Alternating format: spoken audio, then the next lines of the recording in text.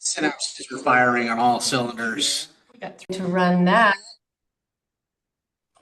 Oh, yep. So, did you guys, everybody see the email that Ben sent to us? Yep. Yes. Okay, So yes, Red.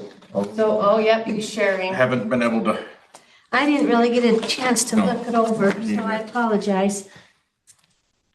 That's okay. Okay, let me, just so you guys know, I won't be able to see your faces here because I'm going to try and get rid of this. Okay, so on this first tab that I sent you, it's basically our standard budget. And I know it's probably, it's so delicate here. Can you guys see that to a degree? Yeah. Yeah. Let me see if I can make it go a little bit bigger. Oh. Okay, so this is our standard budget. And what I've done is I've gone through here to start us on our discussion today, and I have basically identified which items I'm going to call them fixed costs. For the sake of our discussion, I know that fixed cost has an accounting definition, but really what it is in for the sake of our discussion is these are items that the city is basically required to pay.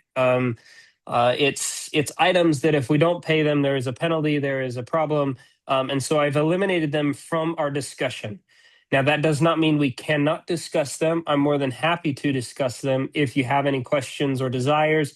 But I've also gone through here, and anything I have established as what I consider variable cost, or something that the council can decide whether they want to continue with or not.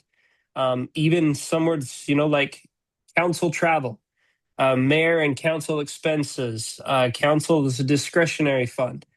Anything that potentially could be tossed out or not put as a priority by the council, I have eliminated from this sheet, which brings us to my second sheet. So what we're going to do here is go through, and each of our staff members are going to go through and kind of go through each item and share what they feel are the items that could be beneficial to the city.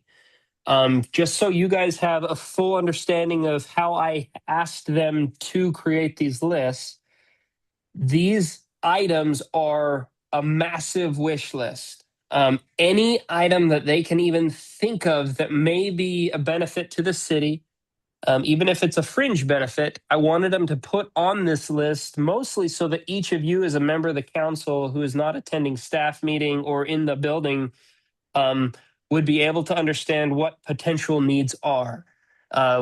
There is a $200,000-ish discrepancy of wishes over budget. So in this form here, you'll see this top number, $2.1 million. As we go through here, so for example, if you guys decide you want to input or add the council travel to the agenda, if I put an X here, this number will drop by that 7,000. Okay, so you guys will have a very real-time feel as to what the current outstanding amount of money is for the budget. So I think now I'll turn it back over to you, Janet, as to how you want to proceed, who you want to have start as a staff, and we'll go to that point. Can I ask a kind of a qualifying question here? Please. On your other sheet, the fixed cost ledger that you sent out, the estimated revenues, where did those come from? How confident are you in those? So for Chris and I created this. They are conservative numbers on projected from historical data.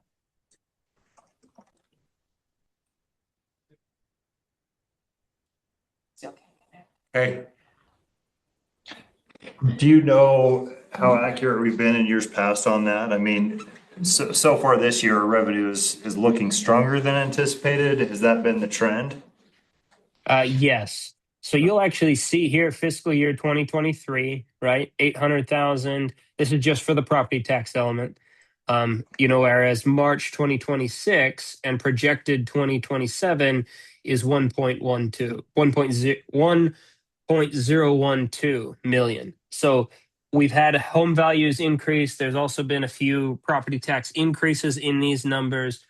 But typically, Chris's numbers when he started has come in conservatively, so that we don't have a shortfall. Remember also, we will be going through and opening the budget far more routinely and adjusting this so that our budget's always balanced. In addition, Mayor, maybe for the new council members who might not know is that even though we assume that everyone will pay their property tax, not everyone does. And so the budget can fluctuate based on who actually pays and who doesn't. And so being conservative, and then if they happen to suddenly pay, then we have a little bit more. But So so right here, 3120 is past, year property taxes that are then paid up. So this is the estimated conservative estimate to revenue for 2027 if everybody pays their property taxes minus, say, 20% or 10%. I don't know that exact number. But then it also gets backfilled from past property taxes where people are getting caught up. So it kind of fills that gap. So I think we should go to the 3 yellow items. Did you already check all of those so that we know the variables? The 3 highlighted ones? I have not. I was thinking we could have each staff member present their wish lists. Okay, and then when we start checking things off, we'll start that process with those yellow items. Okay, so why don't you go first? You're at the top there. Perfect. Okay, nothing too crazy here from my requests. Council travel. This is predominantly our Utah League of Cities and Towns training that we go to in St. George each year. This covers hotels and the fees basically, and there's a little bit else built in here. $1,000 or so for any ancillary trainings that may pop up. Sometimes we'll send Carrie to something. Sometimes we'll send, others, depending on their assignments, to different venues or different conferences. Mayor, can we just reiterate that when it says council travel, we're not actually being paid for any travel. We pay our own travel expenses. It's just for the conference registrations, the hotels. We even pay for our own meals, and we except pay for the for- sandwich they give yeah. us. Yeah, we pay for our own meals, we pay for our own travel, but that's the cost to go to the conference trainings and so our registration and our hotel.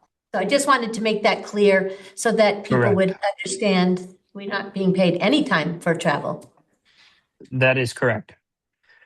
Mayor expenses, this $500 is used predominantly, this year, for instance, when we go down to, because I want to put this on the record, when we go down to the conference this year, I will be using part of this $500 for $1 million for the council, which is a different. We haven't done this in the past, so this will be a new thing. For the amount we're paid each year to do our jobs as council and the number of hours that we're sacrificing, I feel it is well within our budget to be able to take care of $1 million once a year or so. Also, this provides a little bit of if, for instance, I am doing any, taking a Senate representative or the senators or congressmen to lunch looking for grants or things like that. That's an option as well there. Council expenses is a very similar thing. This is just calculated from $100 per member. We use this oftentimes in somewhat of an interchange with the discretionary, but we use this for if we have a member of staff, family member, or member of staff, or somebody pass away, or another fellow city member that passes away that we have worked closely with. We'll use some of these funds for sending, flowers to the funeral. We could use these funds in any other way, hence the discretionary. that you guys would see fit that would bring value to the residents of our city. So that would be my 4 items there. Okay. Any questions? The council travel went up considerably over the past years. I think they were around 3,800 roughly. I think it's just mostly because registration has gone up and gas prices have gone up. And we pay hotels. we pay our own gas. Anyone who's at the been in, hotel. yeah, Just say we don't pay. we don't pay our gas, but the hotels have gone up and the registration has gone up. Yeah, Jody, could you speak to that? And more people attend. Not the whole council didn't always go before. And some years, Jody? only a couple go. So this year, the conference fees are $400 per council member who goes. And then the hotels are roughly $280 for 2 nights. So that's gonna right there take you to, by 6 of you, you're gonna be spending about $3,500. That's your whole budget had we gone through last year. Now that doesn't include the yearly conference that's up in Salt Lake. So you have a mid-year conference for Utah Leagues of City Towns, and then you have an annual conference. Each of them focus on something different. The mid-year is good because you get done with the legislation session and they are going to give you all the updates of what happened. What do we have to comply with? When do we have to comply with it? And, kind of give us the tools that we need to be able to do our jobs. And then that annual one up in Salt Lake will give you more prior to the legislative session and what bills are coming up, which ones are going to be important for your community to watch. Maybe even changes amid legislation changes. We had a few of those this past year. So those are ones that are kind of important. Then we also have occasionally land use trainings that are important to go to. Some of those might also be used for some of the fees for Utah Valley Home Builders Association or the State Home Builders Association, and any of those other meetings that you may need to go to or register to go to events Okay, for those. thank you. Yeah. I think that's also, we also look at, you guys are covering your travel and all your food. We have talked at one point to maybe cover gas going down or one way. So there has been some discussion about that. That's totally up to you guys what you want to decide on, but it's a number that is low in comparison to other cities. Very low. But it's something that I think is doable and it's being fair. Yeah, thank you. I was just curious. Do you want to just stay here and do I can yours? stay here. Okay. Administration, travel and conferences, number 1. I believe last year was 3,500 and I believe the request is to raise it by 1,000. I'm still years ago. Lori's taking on some additional duties. And there are some financial conferences that both her and I should be going to that are being held. Some of those registrations are around 400 again. And so to send us to one of those, it's going to take that extra 1,000. That doesn't include any mileage again, anything like that. And then again, it's the yearly Utah Leagues of Cities and Towns. While you guys attend your meetings, I have recorders training that I attend. And if I go to SUU, is this SUU? Well, it depends. It goes around. Yeah. The Clerks there's Association. a Clerks Association 1 week meeting. I didn't go this year because of some other things that are going on in the city, but the registration for that, and it's a week-long commitment if we go. Same with the treasurer, there is a week-long one too. And Lori is joining us this year for the Utah Leagues of Cities and Towns. Yeah. And she'll go to some of those classes that, hopefully we can divide and conquer and then bring back all the information and share it. Administration, books, subscriptions, and memberships. So this one includes all of our registration fees. Utah Leagues of City of Towns, our Adobe subscriptions, ESRI, which is one we use. Ted, can you help me on that one? ESRI. Esri, that's GIS mapping. Mapping. mapping stuff. And yeah, so that's all of our infrastructure mapping for our water lines, everything like that, sewer lines. We also have the new one, Yapify.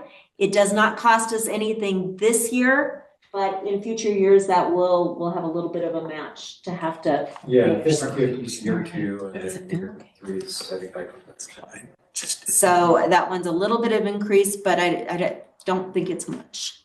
Administration office supplies and expenses. This covers 2 computer swap outs each year. We were only doing 1 and we were doing them on a 3 to 5 year basis. This would allow us to do 2 every year. We've got 8 in the city, so we'd like to get those on a rotation and be able to keep those up. It also gives us our printer lease, and any of the supplies we used for the building, as well as any we use in the office. And I think that was just a 3% increase from this past year. Repairs and maintenance to the city facilities. This one I'm proposing be $33,000, and that is an increase of $13,000 over this past year. That big increase is to take care of digitizing our records. The estimate that I got from UCI, which is the prison that does these for us, was $27,000 just to take care of our records. We can't realistically do them all in 1 year. I know that's a lot of money to ask for. So I'm hoping to do it over 2 years. I can't always do it over 3 if you guys feel it's a little bit much, but I would like to get started with it. This also takes care of, we've got 1 air conditioner. We have 3 air conditioners in the building. 2 of them we replaced within the last 18 months. 1 we got by on repair.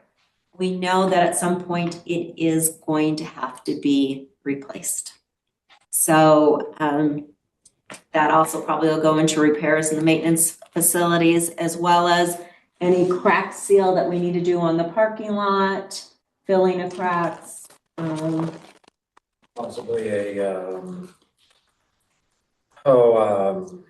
seal coat on it. Yeah, seal coat and things like that. So. Jody, does this also include the ADU access to the building, to the other side of the building? No, it does not. Okay. I have had several residents make talk it- to me about that we don't have an ADA access to come to council meeting and attend in the big room. We have one to the main office, but it's closed during the evenings or when there's special events or if somebody rents it out. And so I did bring that up to the mayor and to see if we could put it in the budget And somewhere. I think we can fit it in somewhere. We've got some, and Diana Perfect. says there might be a grant that'll work, so that might be something we can look into as well. We need Diana on the grant committee, I can tell. Administration computer software support. This is our Polaris system, which is our utility billing system. It also is the one that helps us do all of our financials. And it also interfaces with our water, taking our water meter readings. Do we still like Polaris? Because I've talked to a few cities and they said that's kind of like an old program and they all have updated to other services. Is this the one that we still feel is best for us? I have not looked at that. I know a couple of years ago, down at the Utah Leagues of Cities of Towns, I think about 3 years ago, there was some discussion about possibly going to Cassell. But I have not looked into that. Okay. That might be something that we can ask Lori to look into a little bit more. Okay. Then the mayor put all these things under admin miscellaneous expenditures. And so we'll kind of go through them. Just cruise through. Just peruse through them really fast. Rekeying the building. It's been a while since we've rekeyed the building. There's a lot of keys floating out there. We do not want someone to have a key that probably shouldn't have the key. We've got, it's $25 a door, it's $8 a key, so the math comes out to about $925. At some point, we need to put funds away, or at least keep in the back of our mind, we'll need to repaint the inside of the city center. We can probably have our employee do it. It might take a little bit longer, but we still then would be paying wages. So that's a rough estimate based upon the square footage of the city building. We made some improvements outside this past year to the landscaping. There are some additional improvements that could be done outside, including the bark chips that fly away all the time during a storm that are full of, we got those from the transfer station at one time, so they've got some bottle caps, different kinds of things in it. It's not really bark chips, but again, that's prioritizing if that's something you want to do. Same goes with the recarpeting of the city center. This carpet is the original carpet. It's held up really well. There are some areas though where it's starting to pull, buckle. We've had it stretched twice, and we were told that that was kind of the last time we could get it stretched. So there may be areas we do at one time and then kind of do a little at a time, but that's something to keep in the back of your mind. Digitizing records, I already focused on and the importance of that. We've discussed. So Jody, Yes. is that number then up here in this 27 or 33,000? Do I have a Yes, duplicate half here of on that this? is in there. Yes. So half of that would be what? 13? Okay. So 35. I'm going to put 20,000 then here. Okay. Right. The mayor's talked about our front mat and it missing an A. It's starting to also miss an L that's coming up. I've used some super glue and Gorilla Glue, but the L's starting to come up. We have a fridge in the kitchen. That fridge only knows one setting, and that's to freeze everything. Ted tried to have some salad, I guess, on Monday. Yeah, And started out as iced. Did we talk salad, about and the then replacing the salad. retaining wall? Iceberg lettuce? Is that what it Okay, we was? skipped over that. Okay. it's not been on there yet. You just went to fridge. Sorry, I did. Yeah, you Yep. did, you Okay. skipped something, so that's why I I just skipped wondering. something, sorry, but what, the fridge is one. I guess because it's such a big number, I really didn't want to talk about it. We've been told that the retaining wall on the side of the building here, may be failing. That was a few years ago though. That was a few years ago. We, probably would want to get a geotech engineer Geotech and structural, probably geotech to start with to look at it. to look at it and see if that's the case. The bid we got a couple of years ago to replace it was 80,000.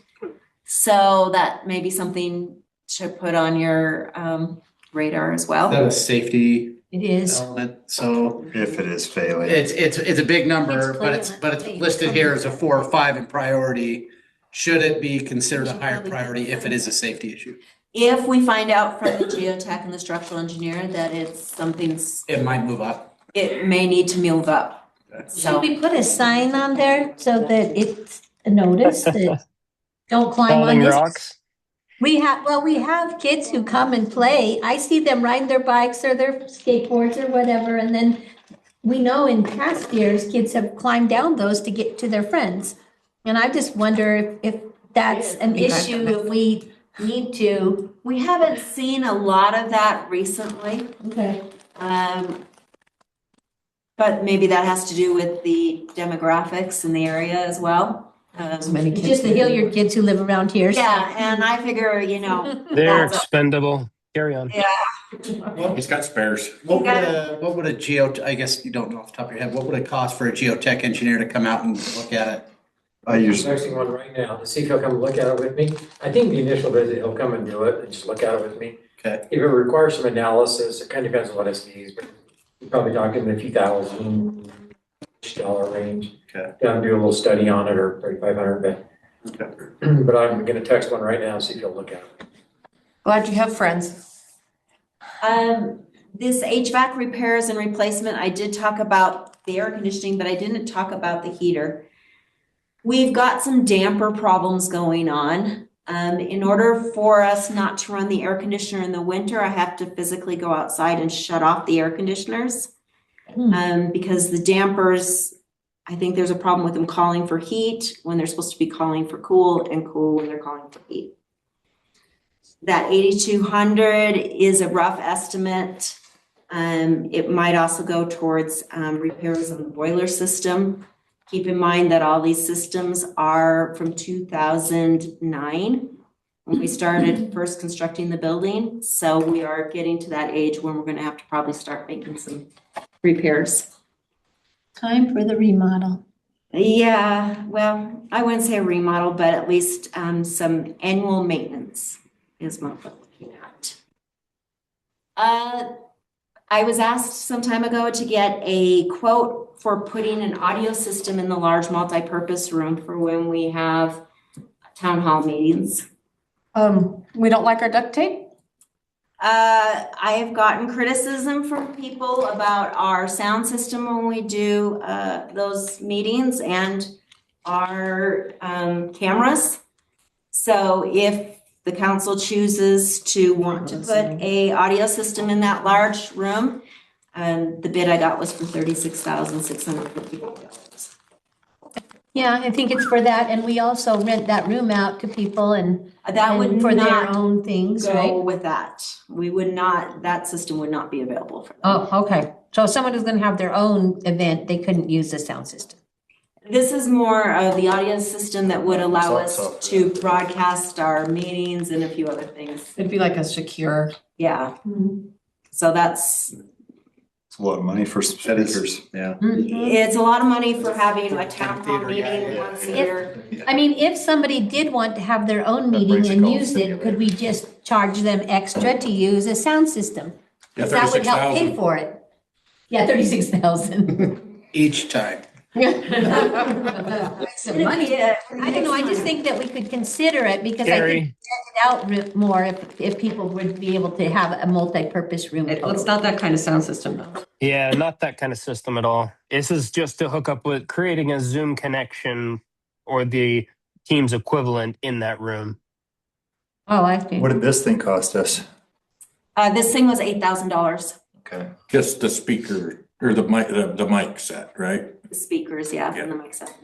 The cameras were here previous. Right. The- They were. Those cost us a lot. Cost us a lot. Yeah. In more Cost ways Judy a than lot one. of frustration. In more ways than one. They did. There has been discussion of upgrading our audio system in the council room to go from Zoom to Teams. The reason for Teams over Zoom is we're already paying for a Microsoft subscription, which then would give us our Teams for free. Our Zoom runs us about $1,000 a year. So if we upgrade our system in the council room and go to Teams, it's 1 year of our Zoom and then it's paid for. The hard part is a lot of residents don't have access to Teams and You don't have to have it's access. harder. It can all be web. It's all free. It's 100% free. Okay. I I just get people not all our complaining about residents have a terms all Zoom the time. subscription either, and Yeah. so they can get on. And so I think Councilmember Roden can take care of that for I us. can definitely. Okay, so if you I prefer choose Teams. to approve that, that's what that was. Okay. A number of the city, Sorry, Yeah. Ben, are you running the show here on the screen? yes. Did you Yes. change that from audio system in council room to, because it's not audio, it's meetings, change it to like meeting system or just put a highlight there, Zoom versus Teams. Meeting audio video system in council room, Zoom versus Teams. Just so I can remember that. Yeah, my team's. Thank you. I have to do. Yep. 100 times. Next one is many of our neighboring cities are going to bulletproof glass. We you know, spelled their bullet wrong entryways. there. That'd be our Oh, mayor. it is on there. It wasn't on mine. It's, He fixed it. He Oh. fixed it. Yeah, it was built, but it's bullet. The threats to city buildings are going up. and city personnel. City personnel, again, that's up for you guys to decide. This would be, the entry doorway would, going from the hallway to the offices would be a bulletproof one. This bid also includes doing the wall that is in the entryway that goes into my office, as well as the glass that goes from the office area into the waiting area. And then I believe it's also the windows, What about your windows? mine, Lori's, and I think Ted's window. Not the mayor's. Yeah, the parking lot facing windows. I get the mayor. Yeah. All you have to do is have a, Yeah, so that is a bid. Again, that's up to there's you. no, We're not Yeah, worried about. the mayor is expendable. Carry on. And some days my husband thinks I am too, so you know. We can vote a new one in. We'll go there. I heard that. Right now, we're using a piano bench to hold our audio equipment that's behind the wall where the TV is. At some point, I guess we want to sell said piano and said piano bench with it.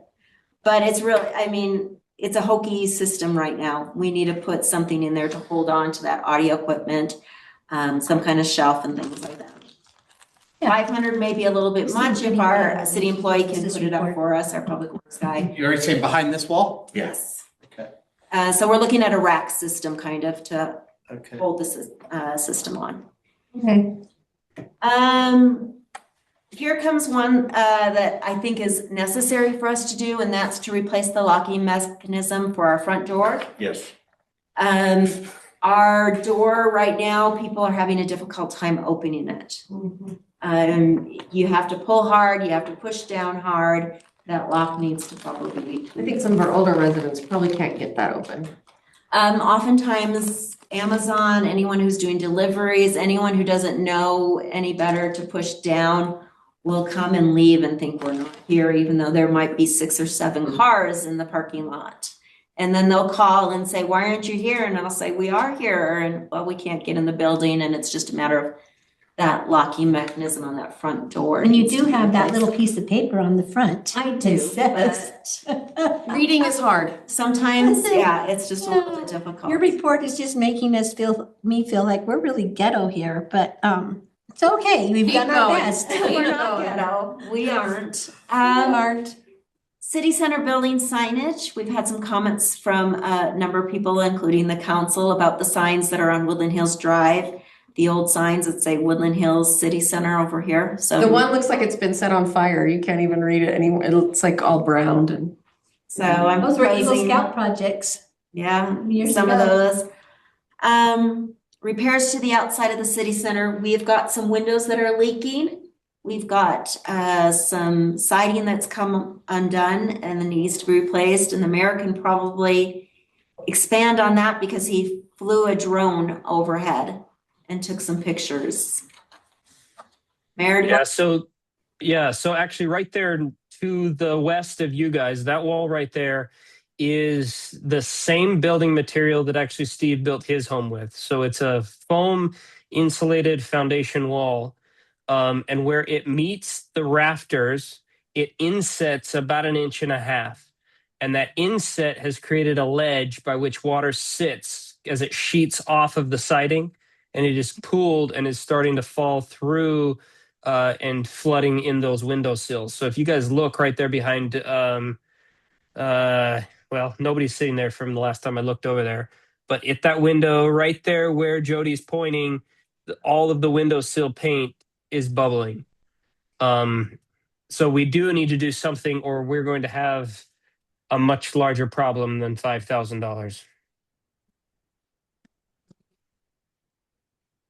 So there are some things there. Repairs to the inside of the city center, those are gonna include things like, we've got some railing on some garage doors that downstairs that, need to be either replaced or redone. We've got some, garage door openers that are probably on their last leg and probably need to be replaced. So that's kind of an estimate of some of those repairs. And when we say city center, we're talking about the entire building, the fire department part as well as the Upstairs and downstairs. Okay, just to make sure that I we're talked with clarifying. Toby and tried to get some of the things that he's seen around the building that could need repairs, and so those are included in this. Okay, We've talked about a surge protector for the city center. And that would protect all of our equipment in the city center from an outage. Sometimes when you get a surge in the line, your TVs, computers, things like that all of a sudden will be ruined. Now, I've heard that you can claim them on your insurance if that happens. So we could look into our insurance and see if we get a surge, if that would cover any of our equipment. But just to give you an idea, when we first purchased this Zoom system, it was $65,000 for these cameras and the setup. We were able to get it on the CARES Act funding, so we got it through a grant. But if we have to replace that, that could be expensive. So at some point, we might want to look at that. well, and we don't want to have to wait on an insurance plan. That's not a very good idea for me to say that we're going to wait, and because we need to be able to use the equipment the next week after the surge or the same week as the surge. We hope so. So it's not really an optional. But these are all You do wish have it lists, for. remember, and I remember We we can't don't. do all these, No, though. we can't do them all, so. Which is we gotta sad, because we pick and probably need choose. them all.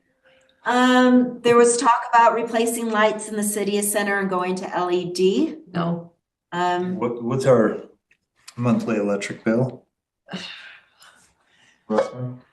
For the city center, it depends. Are you looking at average? Because Just roughly. I would say around 1,800. A lot, if not all of the bay lights, no in the fire side, but I think all the bay lights have already been changed to LED. Okay. That was donated, if I'm not mistaken, by Alan Wakefield, and he installed I it. think Bob the lights needed labor. Did you buy them? I did, but I think that the former fire chief did. Oh, Craig, okay. I think Craig did, and then I think he installed them all at no cost. While we're on that surge protector, we'll go back up a little bit. I want to put in there, I really want to talk about putting a generator, a backup generator here. We are set up for a backup generator, and we don't have one. We did have an instance where there was a call out during a power outage, and the fire truck caught the release rope on the door. They released the door, pushed it up manually. When the truck came out, caught that rope, pulled the door down in the middle of the fire truck and destroyed the door. But we keep our fire trucks plugged in. If there's emergencies, if there's a catastrophe, this is where we come as a council to operate. And so we need a backup And generator. we did get a bid on that a while ago. We do have a quote for one. It's $135,000. $135,000 Woo. for backup. If you're putting on wish list, it's a, So So that's, I mean, the generator. now is that covering the whole building or just the emergency circuit? whole building. So we have, if you look around, you'll see red plugs around the building. Those are set up on an emergency circuit that we're currently set up to put a generator on. So we could get a smaller generator to run on those emergency circuits. In the council ready room, there are some plugs in there. There's plugs throughout the building and downstairs. The So idea was when they built this building, they started to set it up. I talked to Alan Wakefield. Yeah, he the tried- Building. He We wired started for to it. set it up for a backup generator, and the purpose was this becomes kind of a evacuation center, if you will, so it could still run heat, air, whatever, for especially the elderly people in town that need a place to go if their heat goes out in the winter, or their air goes out, stuff like that. So the building has been, started that direction, and that was actually a cost from Alan. Finish everything out, so we could. the 100, okay. So I'd like to put that on our wish list. It's when there. We're talking about you that. put it there. Okay, thank you. I thought about giving each one of you one of these chairs today. So these are the chairs that are in our council ready. You don't, when you sit on it, don't worry, you're gonna get black all over your arms. We've kept them for a long time. We still can use them. But it does look really unprofessional when we bring, Mike McKellen and sit down there, and we apologize for our chairs. Maybe it gets us a few more grants, I don't know. But it would be nice to have some new chairs in there. So that's a wish. I get it. You guys can decide. And then the final request is a water line in the old Public Works Bay to bring down to help wash off snowplow trucks and the front pad in front of the city center. You'd hook into the 1-inch line that's currently in the new section, drill through this cement wall between, pull that in, and it shouldn't be more than that. I talked to John Wallace, and he said that's more than enough to get that. So, Okay. Do you want to cover the building one too, since you're here? building tools, books, dues, and subscriptions. Again, this is our subscriptions we use for My City Inspect, where all of our building permits go through, and that's $1,000 a year. And then this would also cover any of our recording fees at the county and things like that. Okay. Any questions? Any questions, anybody? Hey, Wayne. Gonna break the bank here. Last year we had $1,500 and Mayor talked to me about it, and I think $1,000 would be fine. For planning commission, we use it for binders, and we probably need to update some of our larger maps around as a charge for those. So just kind of miscellaneous expenses that we go through the year. I know I'll have some left over this year, and it'll go back into the general budget for whatever year-end expenditures might be needed. So that's kind of where that figure came from, $1,000. Okay. Does it cover what you need to be set up, right? Say again? Does it cover what you need to be set up, the way you feel you should be set up? I think so, yes. All right, Ted. Here we go. Helicopter. It's not on there. I already checked. Yeah, Janet already checked that one for me. So I gave her my secret code for it though. Yeah. I know. All right, so we'll go through the fire. So I broke out. Or we go through, oh yeah, there it is right there. It's called, helicopters are now called PMPs. Personal moving, personal projectile. Yeah. Oh, there you go. I like it. So we'll talk about the fire budget first. Now, to start off, this is not an increase from last year. This is all the wish list items, but it keeps us within the same budget we had last year.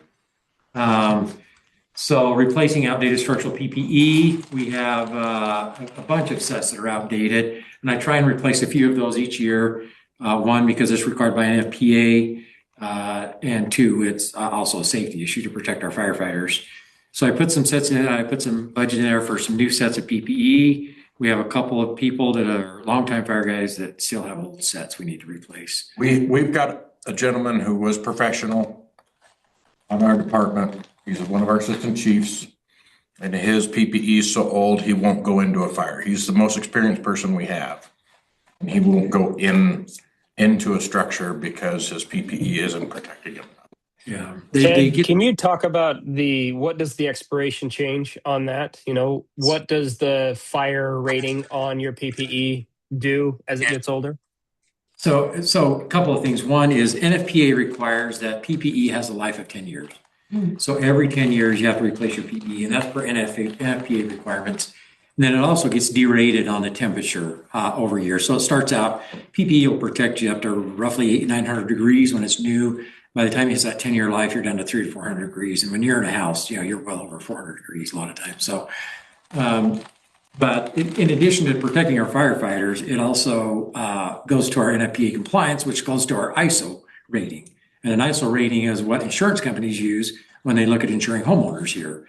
And they come to our fire department and they go through a whole checklist of things in our fire department when they look at our ISO rating. So we try to keep as much in compliance as we can with NFPA because it also helps our community with our fire department and their insurance as well. So we try and replace some of those each year. We also have some new wildland packs and shelters that we need. These are the packs that our wildland people carry on their backs, and they put shelters in them. That's the protective shelter they can get in when they're trapped in a fire. We have some that don't have any, and then we've got some that are a little outdated. So we need to replace about 4 of those. Don't have any? No, well, we've got a couple that don't have a shelter at all. And if you don't have a shelter, you don't go on the You fire. don't go work the fires. No, I know, because my son was a wildland firefighter. Yeah, we've got a couple, they're new firefighters, and we just don't have enough for them. So we need to get some new ones. Lance used to have a bunch of stuff, but Yeah, he's got some shirts he's gonna sell the city at a really good price, and that's included in, we'll get to that here in a minute. So then we have the replace outdated and new wildland PPE. So we have some of our PPE that's getting outdated, just wildland pants, shirts, boots, stuff like that, helmets. Same thing, they're exceeding that 10-year life. So we need to replace some of that stuff. New uniform gear, this is our shirts and hats and gloves, et cetera, that we wear. We buy this every year. We try and get a shirt and hat at least for every member every year because they wear their shirts out over the year. So we try and get 1 or 2 shirts for all of our members to wear on fire and EMT events. And then hats and shirts, that's hats, and then our gloves are like our PPE, our structure gloves, our wildland gloves, stuff like that. New battery operated ventilation fan. This is something to be great. We're trying to include in the budget for this next year. So everything's going away from gas operated equipment. And over the last couple of years, we've been able to replace our extrication tools from the hydraulic to the battery operated. And I think if we get the fan, that completely gets rid of all our power and hydraulic equipment. Now we're battery operated, which is great, which is how all departments operate now. So you don't have to lug around with you those big hydraulic pumps. And So this is a fan for the apparatus. it's a ventilation fan. It's a So it's something you ventilation use on the fire to structure. ventilate houses. Okay. Yeah. Yeah. And then we don't have to lug around the big hydraulic pumps anymore. Wildland training packs. So, sorry, this should have said shelters. Wildland training shelters. We only have 1 training shelter. So when we do every year, we have to do wildland training. You have to recertify as a wildland. And so we have training shelters so people don't have to break out their real shelters to do our pass-offs with. So we need some more training shelters. A new TIC, thermal imaging camera. For our brush truck, we have 1 for our engine, but when we go on other fires, we don't have any in our brush truck or anything like that.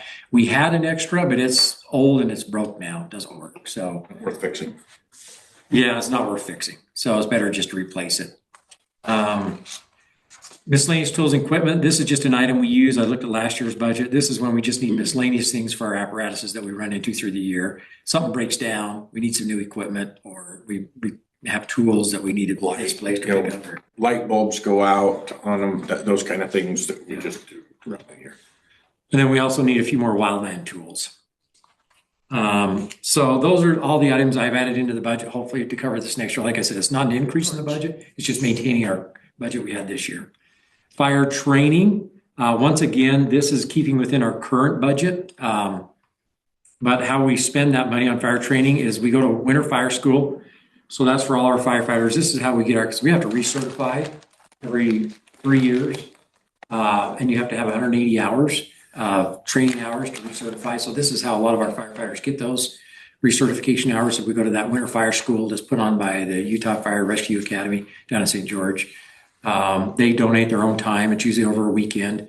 But we try and cover their expenses, their travel and stuff like that, and the school cost. Training nourishment. That's to keep our firefighters fed. We use this several things, but when we have trainings, we buy little snacks people have during trainings, but also we keep them in our trucks because sometimes you're going fires for hours, and we'd like to have things available, just little snack bags and stuff like that. Uncrustables.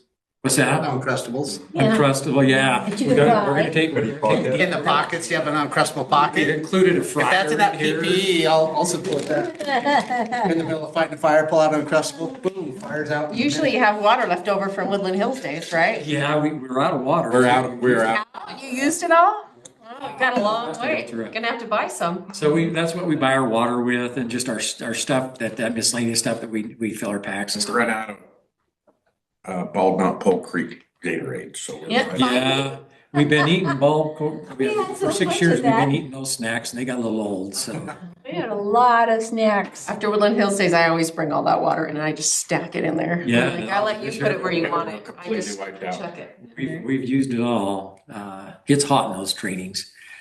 Certification or recertification, this is just made to recertify. We have to recertify and certify people every year, and it's a cost to us to do that from the certifying agency, UFRA. We have to pay anywhere from 40 to 150 per person to get recertified or new certifications. Instructor-led trainings, these are when we have to bring in out of department instructors, like our CPR instructors sometimes get paid and stuff like that. We have to pay the instructor to come certify our people. We have a miscellaneous, which is just $150 to pick up whatever I missed there. The discretionary fund, that one is like the mayor said, that was just if you have events come up or something that you need to use some discretionary money for. I don't usually use a lot of that. It goes back into the budget again, but it's there in case we need it. Take Senator McKell to lunch because he likes to go to a lot of lunches, I'm hearing, and so we get fire grants.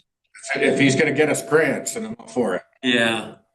And sometimes that gets used for if we have costs with grant applications and just miscellaneous things, we use that discretionary fund. Firefighter appreciation, this is our dinner that we do every year for our firefighters. This is to pay for the dinner. We also hand out awards and plaques. It purchases all that stuff, pays the catering and stuff like that for our firefighters. It was just this last week. It was just last week, yeah. Which was amazing. Fire equipment repairs and maintenance. This is about the same budget we've had year to year. Once again, that could vary just depending on what breaks down. Some years we don't need much and other years we need a little more, but that's kind of an average cost over the years that we've spent. That can get wiped out pretty quick with tires. Yeah, tires. Sometimes we have to fix the pump, and we do have also, our pumps have to be certified every year, so we have a company that comes up and certifies our pumps on our apparatuses. So it pays for our pumps to get certified every month, something like that. State certification just for vehicles that we have to get done on all of them, that kind of stuff, So fire fuel reduction, I broke this one down. Last year was just a lump sum number in the entirety of the Hey, category. Ted. Yeah. Just try this one here. I don't know what that one, so fire capital outlay, that one is a capital that was set aside to replace, I think, our siren towers and our other equipment on a 15-year term. I don't know what we've budgeted for that in the past. Have you looked into what new speakers would cost so we could actually understand what is being said when the sirens go off? Yeah, then I did have another question on that, does that now go into emergency management versus fire? Yeah, that's a good question. I don't see that we have an emergency management budget on here, because I thought it was going to come under fire, but I don't see that on here. I think it gets pulled out now from under fire. So It was under fire. in 2023, we paid $11,220. In 2024, we paid $21,500. And then It's very inconsistent, and I don't even know what it's used for. I don't think it actually goes to expenses. I think it's a capital fund. Okay. It was a capital fund, so it should still be somewhere So- in the budget, because we haven't spent it. Yeah. We pulled those capital funds and moved them into the general fund.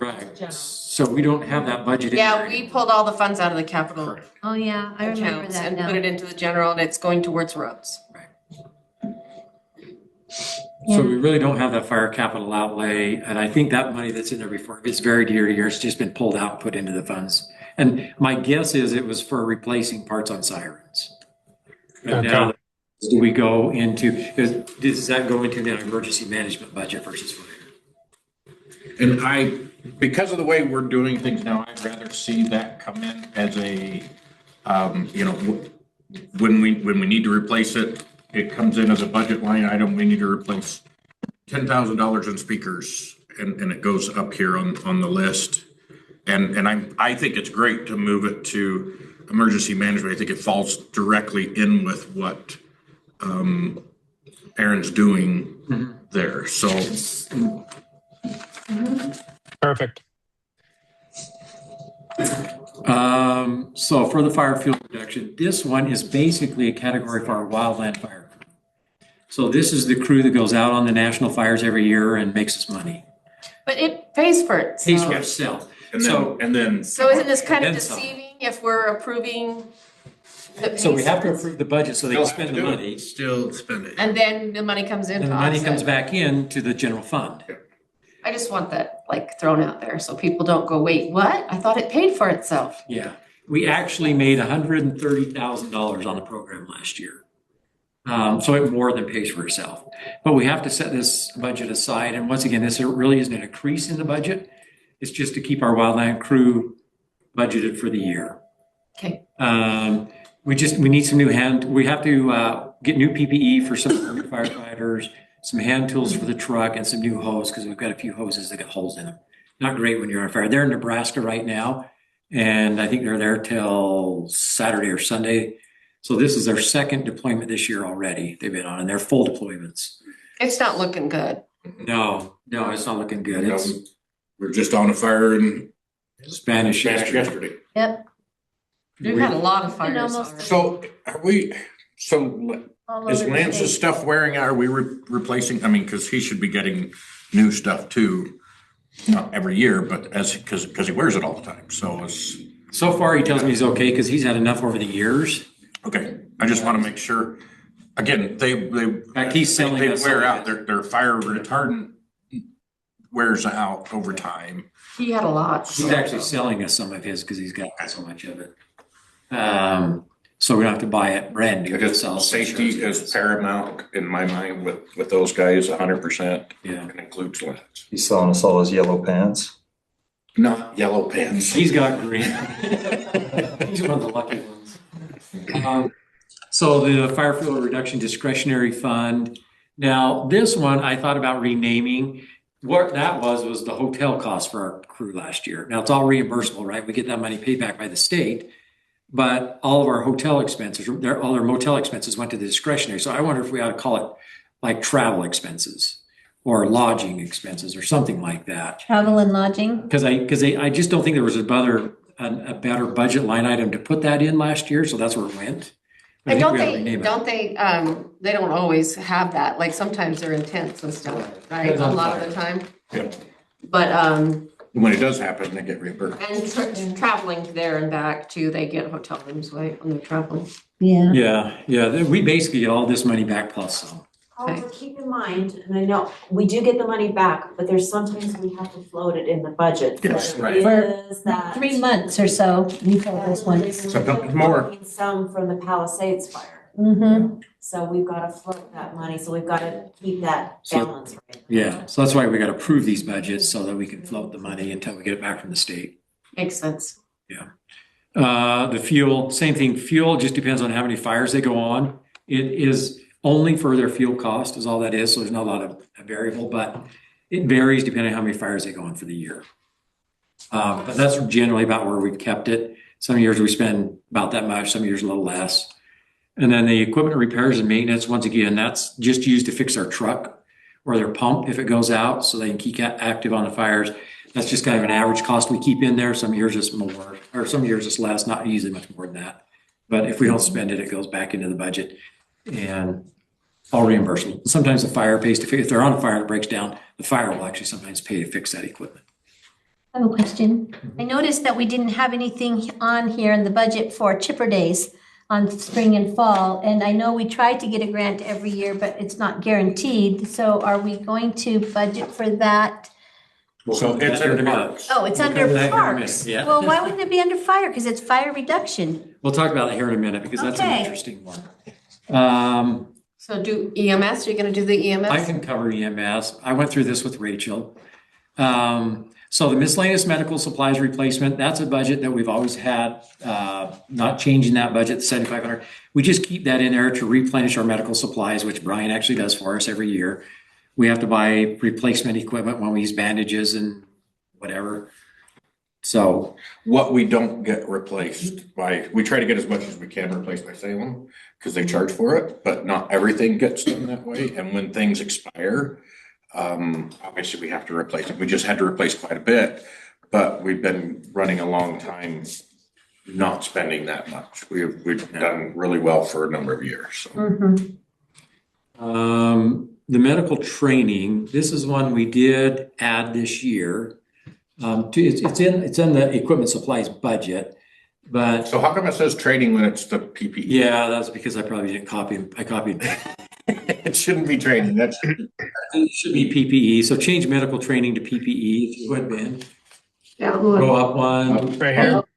Nope, up, Up. up, up. up, the other up. Right There you there. go. There you go. I have a question real quick.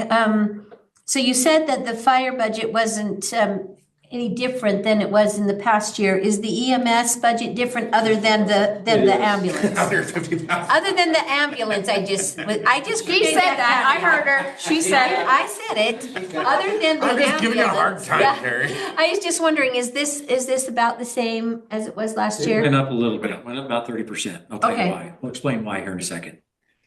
More people. Yeah, more people. Well, as you know, we're getting our own license, which opens the door for people to join our EMT family and get state insurance if they have no other means of getting insurance. We've had a number of inquiries, and I think that's getting pretty active. One of the things we also felt is, and this we'll talk about the medical PPE, we felt like it's not fair to ask our volunteers to buy their own pants and boots for EMT. So we thought we would add enough for 3 new EMTs to get them a pair of pants and boots as EMTs. And also they're covering shifts for us now. So we run, as we've talked about before, we have someone on shift 24 hours a day.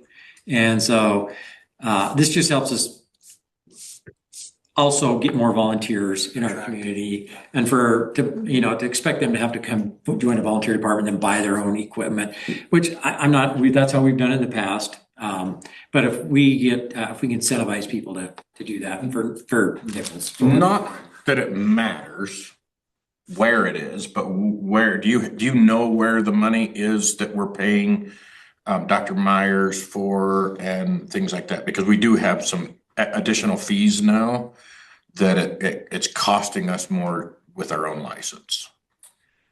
So It's just buried in there. it's kind of buried. We cover that in a lot of the miscellaneous certification trainings and stuff like that. So that is another reason for an increase, is we've got more. Keep in mind, these are just the variable things. There's a few things in EMS that you're not seeing here that are just Oh, are they in the? just a non-variable cost, a few of those. Okay, gotcha. That makes Now, I'm sense. not sure if we've got this one in there or not. So we've got wage equipment training, appreciation, equipment, fuel, equipment. So it just comes out of kind of the general. Usually equipment supplies is where most things comes out of. And we can also pull it out of wages. You see our wages went up a little bit this year. But that was to help with some new people, but also cover some of our costs. That's where we included that. So it's on this sheet.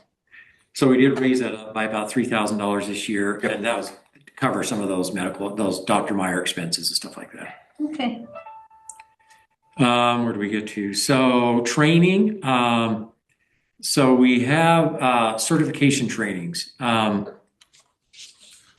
The $6,000 is normally what we keep in there. That pays for about 4 people plus other certifications we have to go to EMT school. It's about $1,500 to send someone to get certified as an EMT. So we keep roughly around $6,000 in that budget just so we can send new people. Sometimes we use that budget. We have enough people to get them certified. Sometimes we don't use all of it. It varies, but we try to keep about that amount to certify EMTs. Medical training, this one did go up. And the reason is the EMT conference now, this is where our EMTs go get a lot of their hours, certification hours. It was in Provo, which was very easy for us to get to and from. Now it's in Salt Lake, basically downtown Salt Lake. So we've increased that budget so people don't have to travel back and forth necessarily each day if they don't want to for the 2 or 3 days. We can get them some lodging up there, some travel and stuff like that. Appreciation, that goes towards our appreciation dinner that we do for fire and EMS. New ambulance.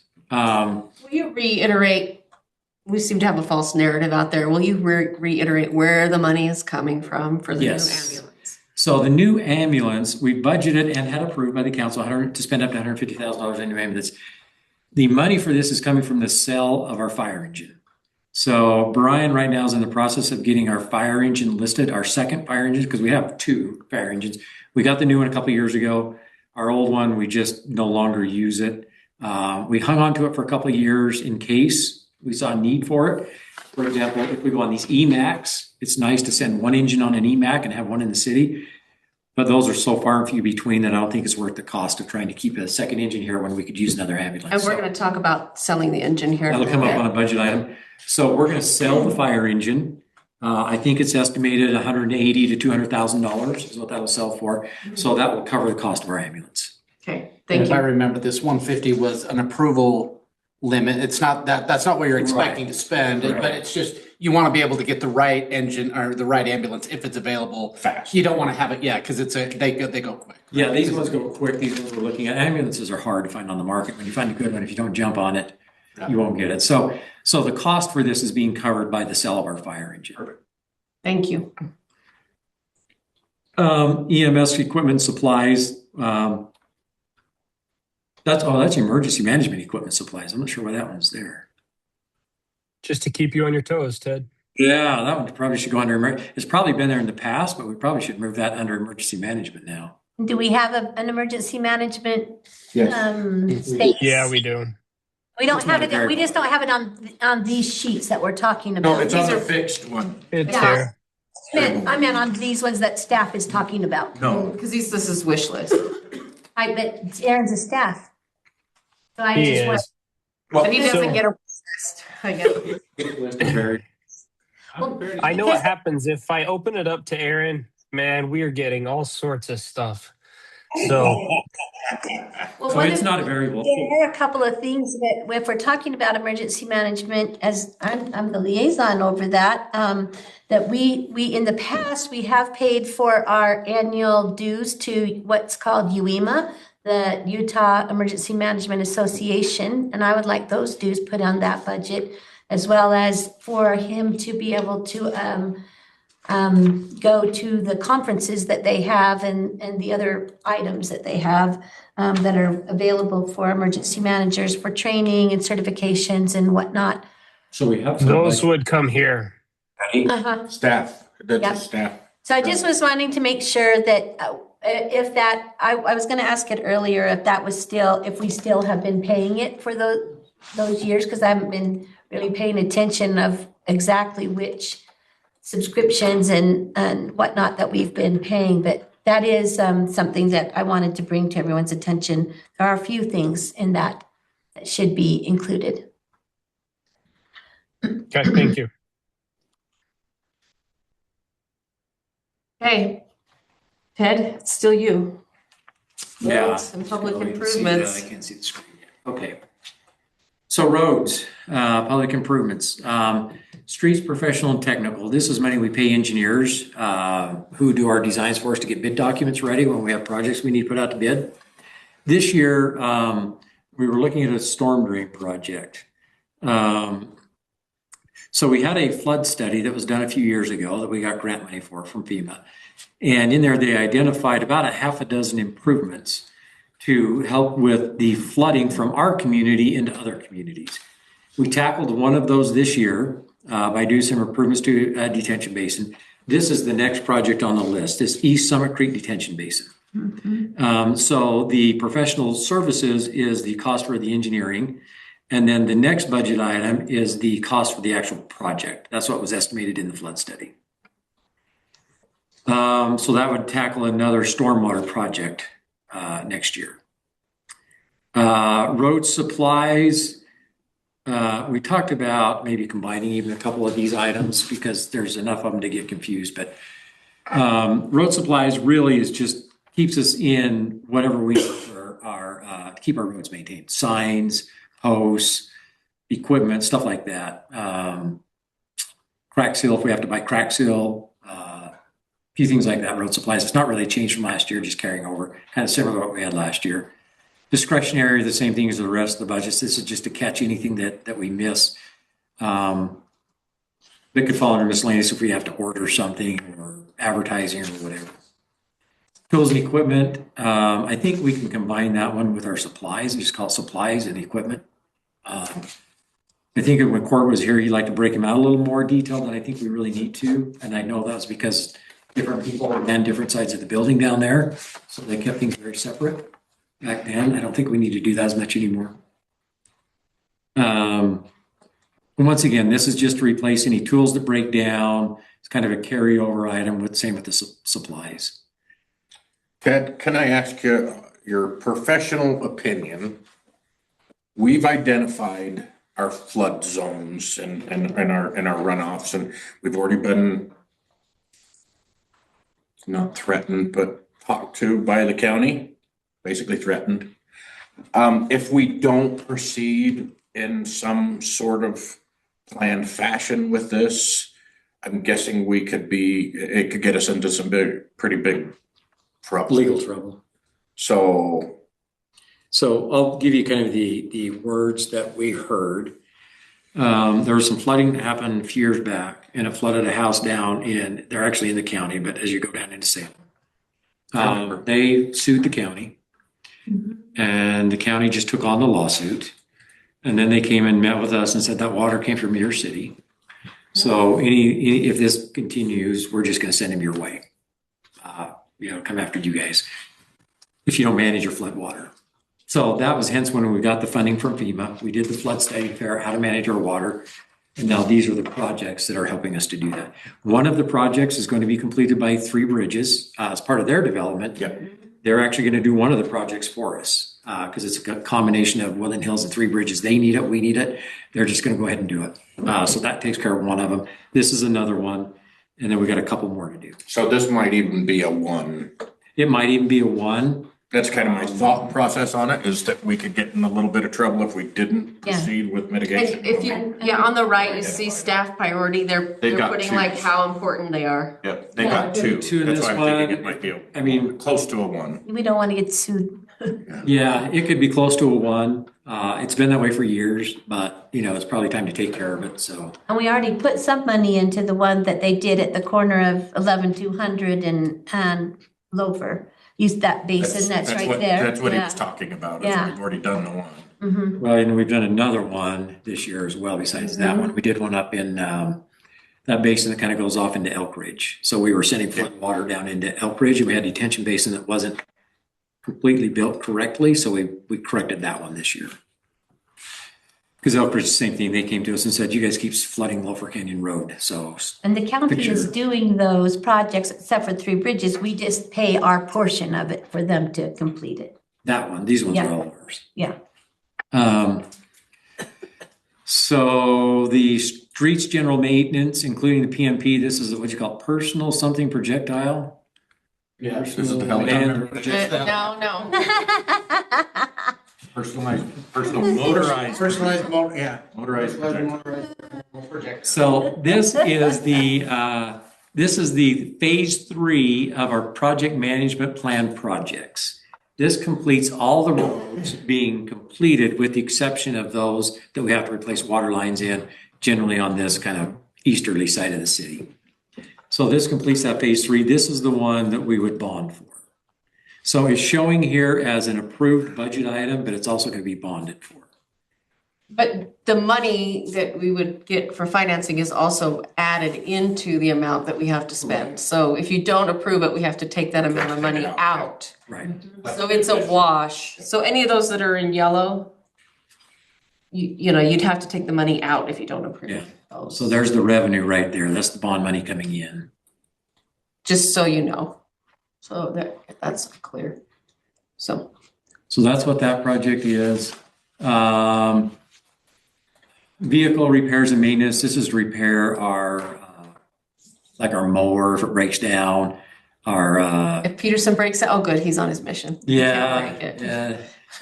It just, our various equipment, if a street sweeper breaks down, the truck that Our Toby trucks are uses good on breaks down. fire, or on tires, right? Or plow trucks, because you don't have plow trucks on there, but that doesn't, That comes at least down to the doesn't cover. snowplow, that's in the snowplow. That's in the snowplow, okay.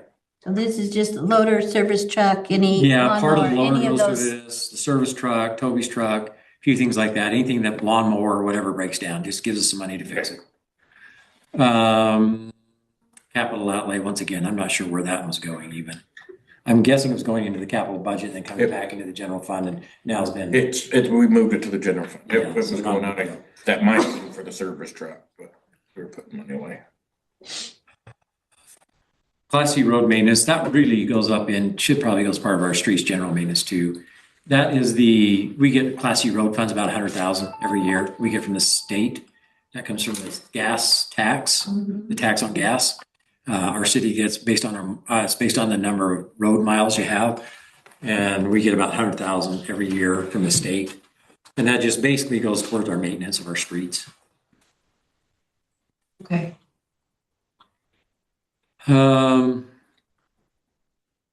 You said we get 100,000? It's a little over, but generally, yeah, it's a little over 100,000. Snowplow, supplies, this is just to buy miscellaneous supplies. We can probably combine that, once again, Ben, same thing, probably combine it with the tools and the equipment, just make it all one. Because really what we use. You have to buy reflectors or things. Yeah, reflectors or replacement blades, miscellaneous truck straps. Isn't there something on the blade, if I'm remembering, like a little strip that sometimes comes off? That's the what we have to blade? replace. It wears. It's a wear bar. Wear bar, yeah, I couldn't We think have of to the name replace of those that. every year. They're about $3,000 to replace the entirety of the thing. And they're just under the blade replacement as well, or are they Uh-huh. a separate one? No, it falls under snow plow tools and equipment, which would be, Well, he's got a line in here for blade replacement. Yeah, 6,000. I was just wanting to make sure that blade, the whole blade compared to the wear bar. It's just the wear. just the wear bars. It's just where. And then miscellaneous truck parts. That's usually just used for anything that breaks down on the snowplows during the year. Now that they're leased, we might could look at that What about budget. tires and? Tires, hydraulic lines, Yeah, lights, electronics.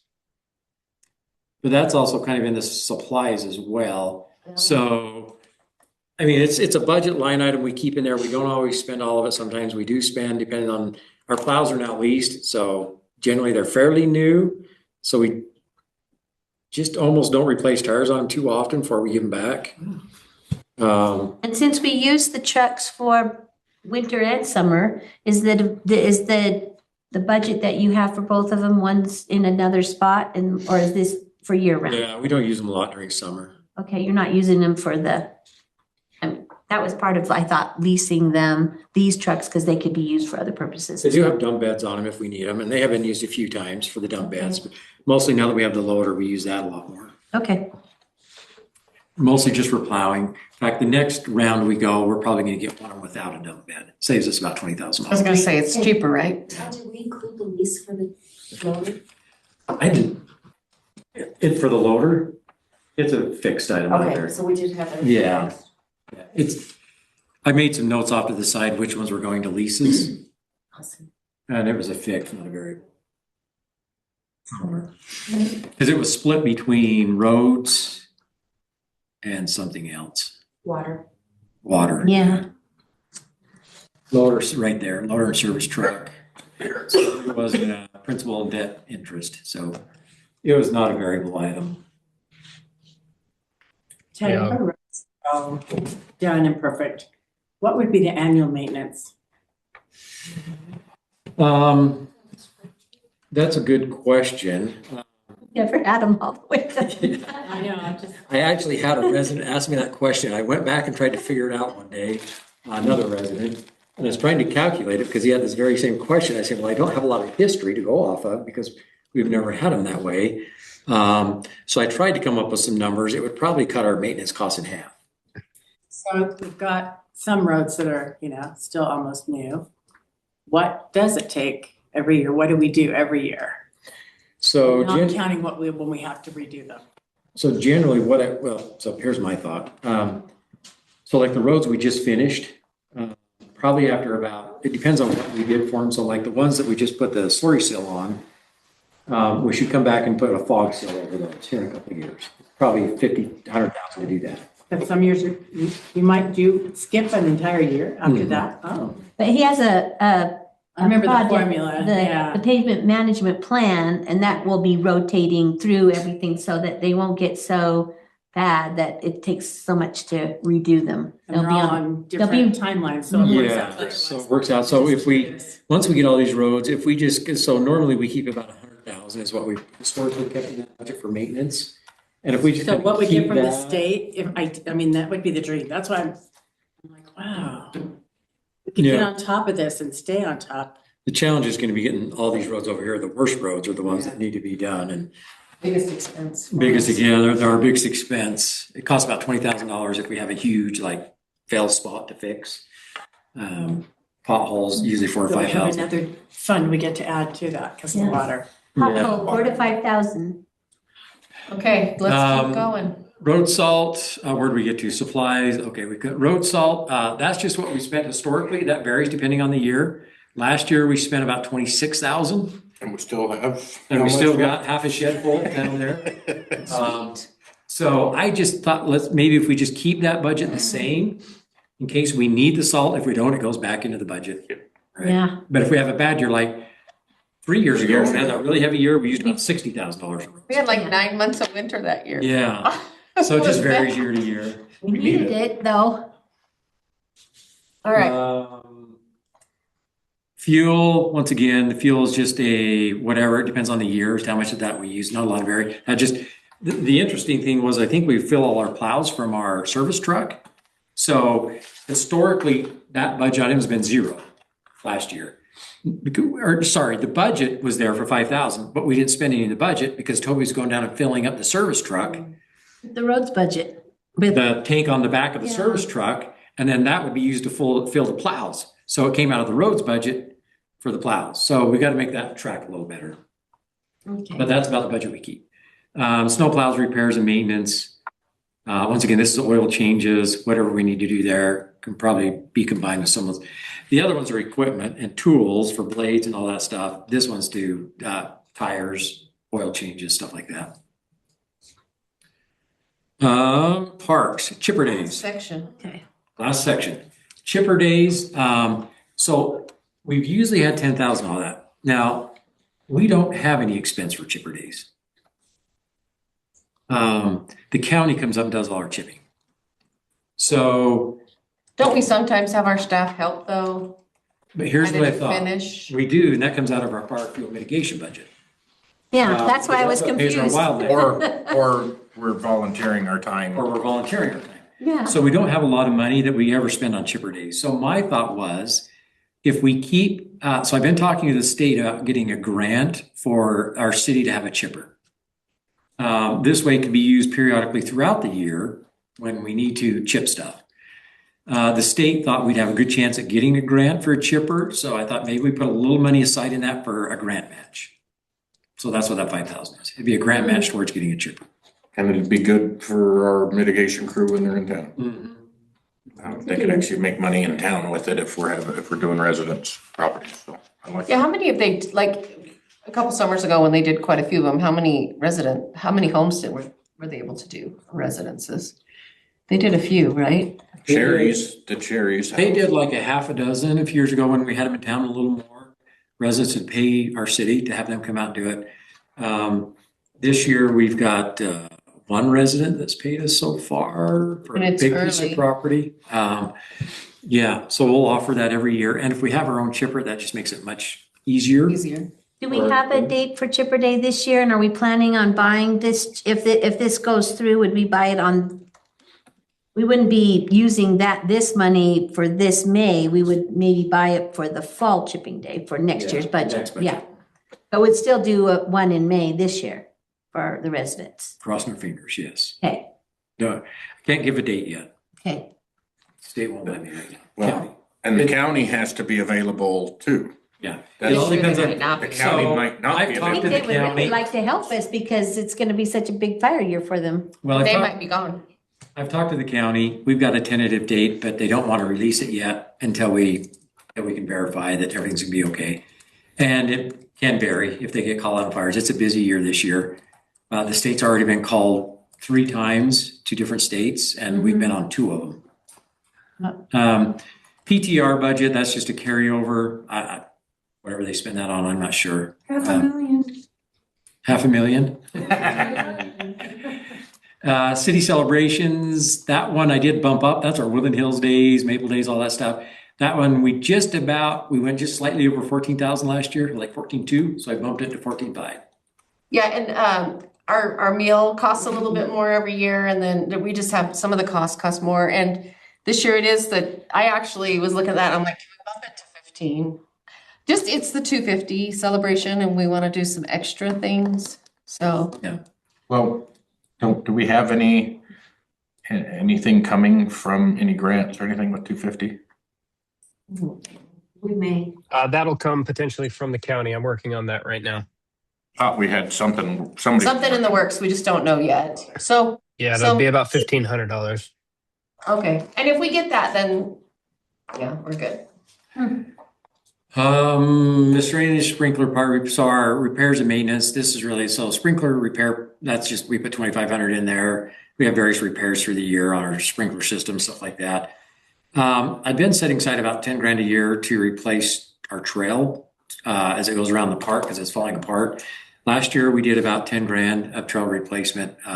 This year, I'd like to just budget another section of replacement. Just chip away at that thing over the next 5 or so years and see if we can get it replaced.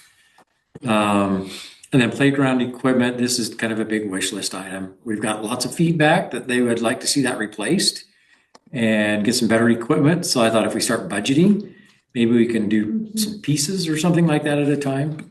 and put some Replace the together. section. We still have those Section. old little, Yeah, and they're like broken. yeah.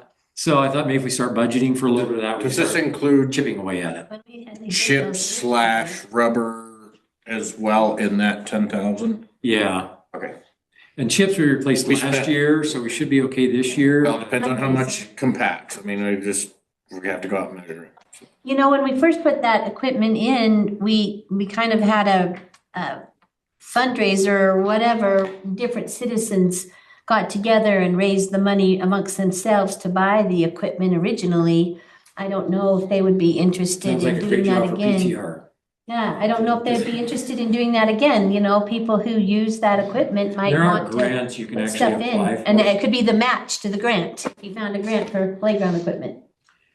And maybe one other thing to just mention in parks, not showing in the budget, is we did apply for a grant. Well, I talked about other grants. Never mind. Yeah, we're gonna do that in a minute. Yeah, never mind. I'll leave that for grants. Okay. Perfect. Okay.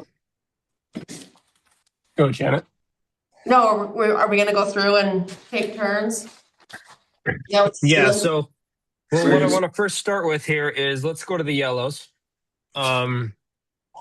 So new ambulance, it has been already approved. Does anybody have any opposition in me putting a check there?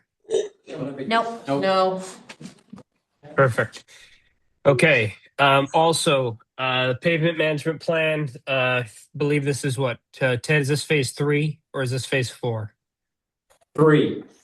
This is 3. I believe this is something we've also already kind of committed to in past council meetings with past councils. Does anybody have any opposition here for us to include this into the budget? No, no. and that's the bond, just to, Yeah, that's where we get the bond. yep, That's not, Correct. yep. Okay, I also added this one as probably a super high priority with the safety for snowplow. Does anybody have any opposition for me putting an X here for snow plowing salt? no. No. Okay, so what I felt might make a lot of sense now going forward is you all have this list. Remember that we have added, just a couple here. The backup generator. And did we add anything else? I can't remember. Can I make a comment regarding that?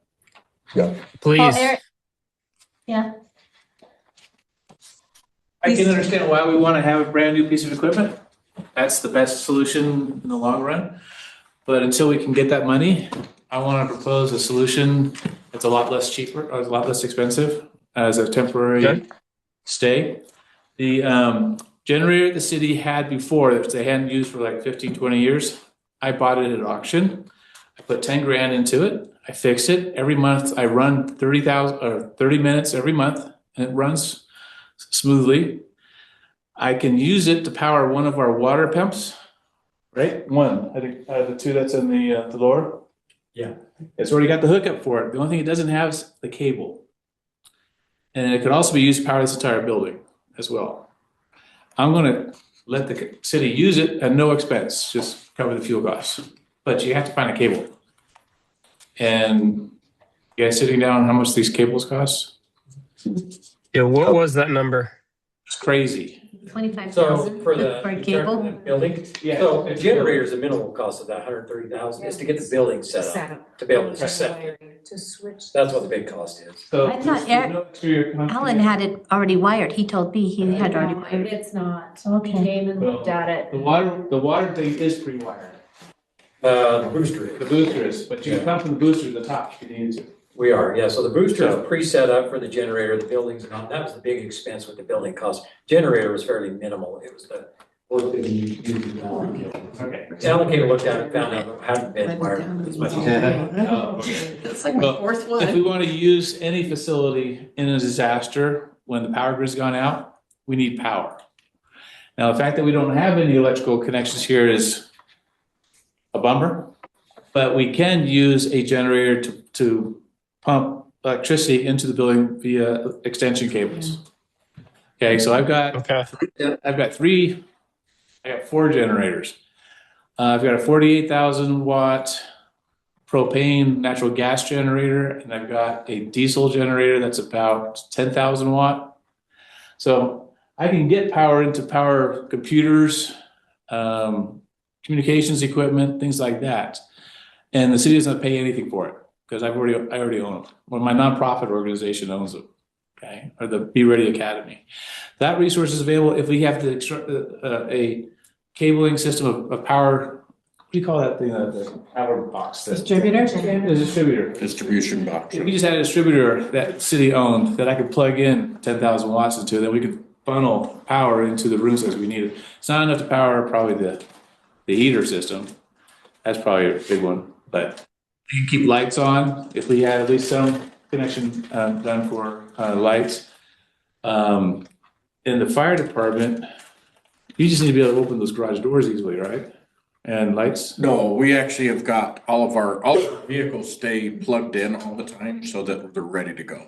Okay, so that's a minimal amount. That's battery trickle charging. Do we have a number I could replace this 130,000 for right now for this budgetary cycle's purposes? Well- I mean, we can update it later, right? Because this is just kind of a prelim. Yeah, this is a preliminary proposal, Ben, because the only thing that the city's ready to use it for now is that cable could be used for the power for the water pump, which I think could Okay. be It's about 25,000 for. about 25,000 for that particular one. But we do have the power generator that's already running up at the top, right? Yes. That's Yeah, fine. so the well's already covered, it's automatic. So that's fine. Generator up there. I was more concerned about this building then. So we had to figure So out how it's- to get a distributor box. Okay. So we can bring in power Yep. from the generator outside and use it to be able to function in this building during We've got a generator up there too. support. So we don't need to worry about a generator for the water supply, only a generator for this facility. Yes, if we have one up there. Now, the light, are you talking about the light tower? It's not big enough. No, we Okay. actually got a generator up there that will also, How much is that? it was sized to run the wells. 25,000. I just have to, so what you guys haven't seen is I've got a water budget too, which is a enterprise fund. In the water budget, got some money planned for, fixing that generator, it's like $2,500. To replace the batteries and. So we gotta move along. Good to go. Oh, okay. So. I know, this is important. That's why we normally have a budget retreat where we That's just what go this away. is. Different than a city council meeting. We don't do other We things. still gotta. That's okay. Let's focus, you guys. On it. Eric, thank you. Yeah, we're gonna go around and, Otherwise. we're just gonna go around in a circle and you're gonna pick one budget item, right, Ben, that you want Yes. on there? So I'm gonna go first. I want city celebrations. So if you'll put an X on that one. I know, I'm so selfish. Okay, That's what- anybody who's opposed to that? Nope. Okay, Dan, Well, I was thinking on the PTR side as well. I know that we're talking about a grant at some point for but I've been walking on the trail system quite a bit, the last week, trying to regain my balance. And I wondered if, yeah, I mean, I look at the trail replacement and some of that stuff, just having been up at the park. I would like to see the trails improved, or maintained, or at least have a plan, and I like Ted's plan. It is a big expense, but I do like it going at a kind of scheduled maintenance. So you're So picking the- trail replacement? The trail replacement, I think, is the one that I would Okay, like to see. all right. We'll get a Okay, few. anybody opposed there? Okay, Brian, How's he gonna pick with all those fire winds? I He don't- can't. It's like throwing away your. Well, baby. we get the ones that. It's not just that, I'm What? like, I don't like the way this is working. Yeah, I don't. Yeah, I'm kind of thinking I that it just like feels this. weird. It's gonna take a So long time. is Why don't there, we just let's, go- let's just say, is there anything anybody actually on the council, is there anything that anybody disagrees with? Well, there's more here than we have money. I know, but this is one of the questions that he's asking, right? So is there anything that anybody disagrees with? As long as. You disagree with something? Yes. Okay, what is it? 41,601, 13,000 for printer leases. Computer. 41,649, 33,000. So we're locked into the printer lease. Okay, That's not a, it's up 5,000 from our previous years, so that's my only concern right now. I'm sure it's justified, I just want to understand it better. okay, Repainting the city center for 51,000, I'm not on board with. Or the recarpeting the city center. Yeah, a lot of those, I think, Yeah. are discretionary in there. yep, So- their wish list items, okay? Why don't we take a section, go in the fire, let's do fire, let's make it a little easier. Can we do that? Let's go inside, Yep. let's go in fire. Is there anything in fire that is unnecessary? Don't ask Ted, he might be the wrong. Well, in my understanding, Ted, this was all within your current budget anyway. This isn't really on top of anything that's in the proposed. So I guess what I'm saying is can we approve Everything these, there. everything in the fire and save some time? Is there anything that's, Or just, can we say what was approved for last year's budget compared to this year's budget too? So, because that was helpful when Ted said that up front for Yeah, us. And then, that's what but she's we saying. also know that Everything some is- of these things that like carpet and things, we know are need to be addressed, but they weren't in last year's budget. So maybe we just look at those and say, hey, these are extras now. It's just he's trying to wipe out the ones that first Right. are already. But you might not necessarily be wiping them out total. It's just saying, hey, these aren't priorities right now. And I think we all kind of know it's these extras. Yeah, I would like to ask those that were responsible, so Jody, Wayne, Ted, Rachel, obviously, how much time did you spend on the prioritization? Did you spend a good amount of time in that prioritization of the lists?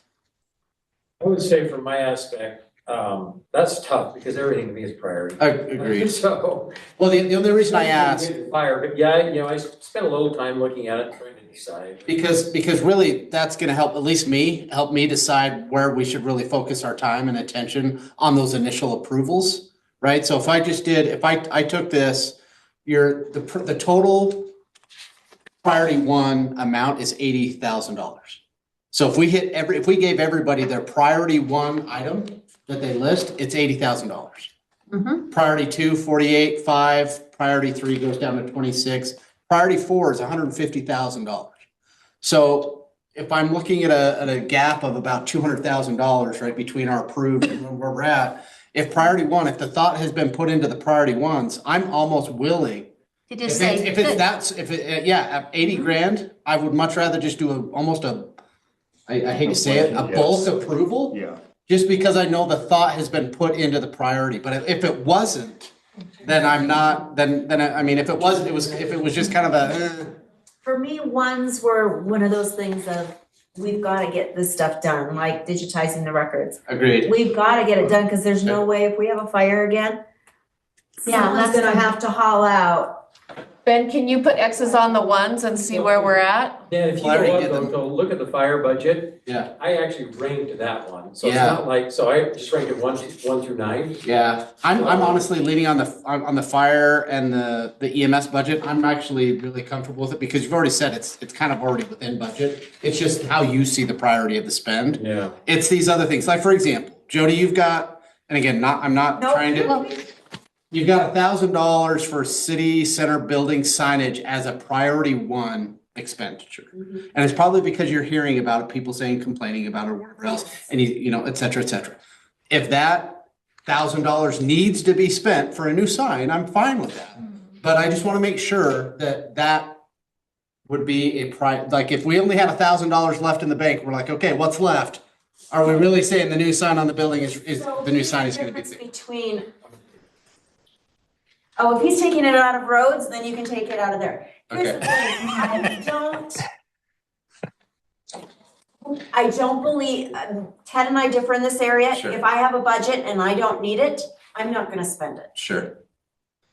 Ted agrees, you know, if I've got it, I'm gonna spend it. Yes. So we kind of, I think, work together and say, is this really gonna be needed? And he just said, it's gonna come out of roads.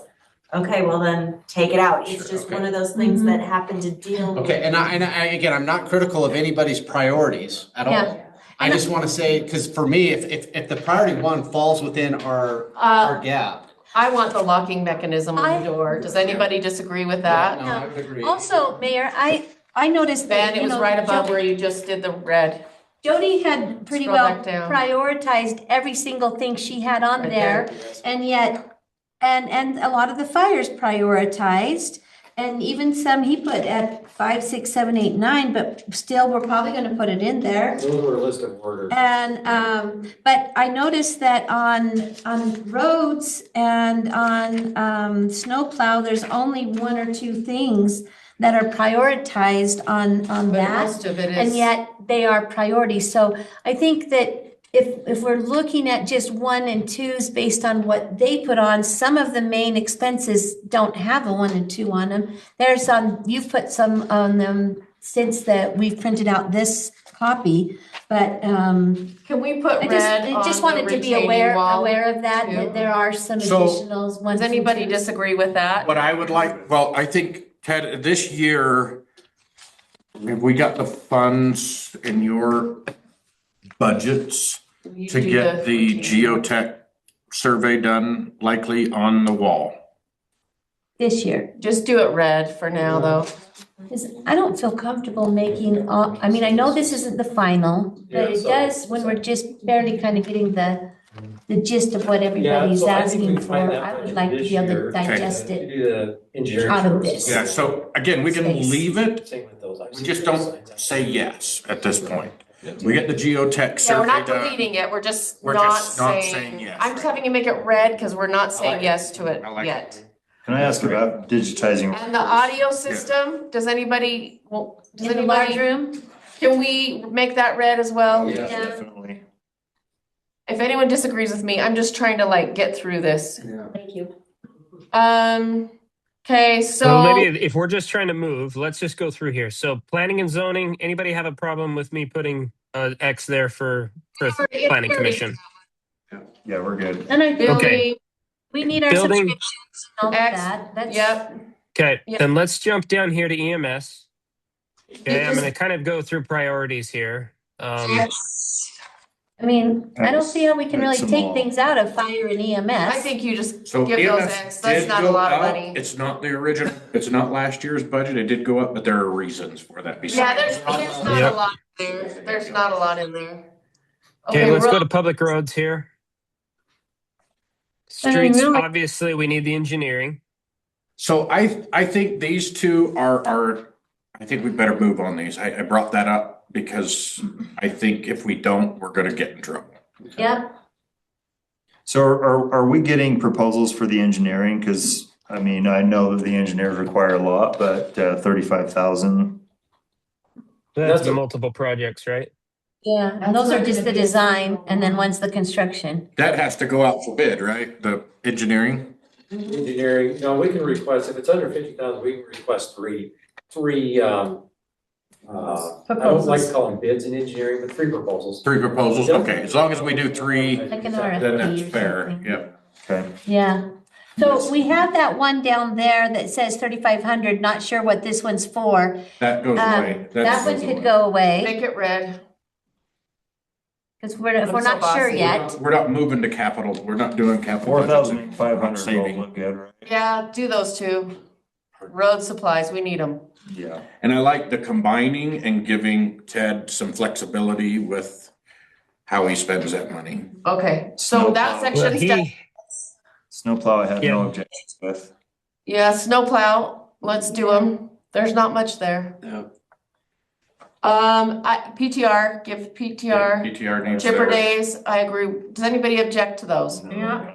They're all little. Oh, I think. Chipper Days is the grant. Well, Playground equipment, hold on. make it red. Make Yeah, that one red. Because I think that we should look for grants and also citizen matches. I think we should hold on, right now, hold on the playground equipment and hold on the grant for Chipper, on the Chipper grant. Well, we usually spend 10 on chipper days, so that's half. No, we don't.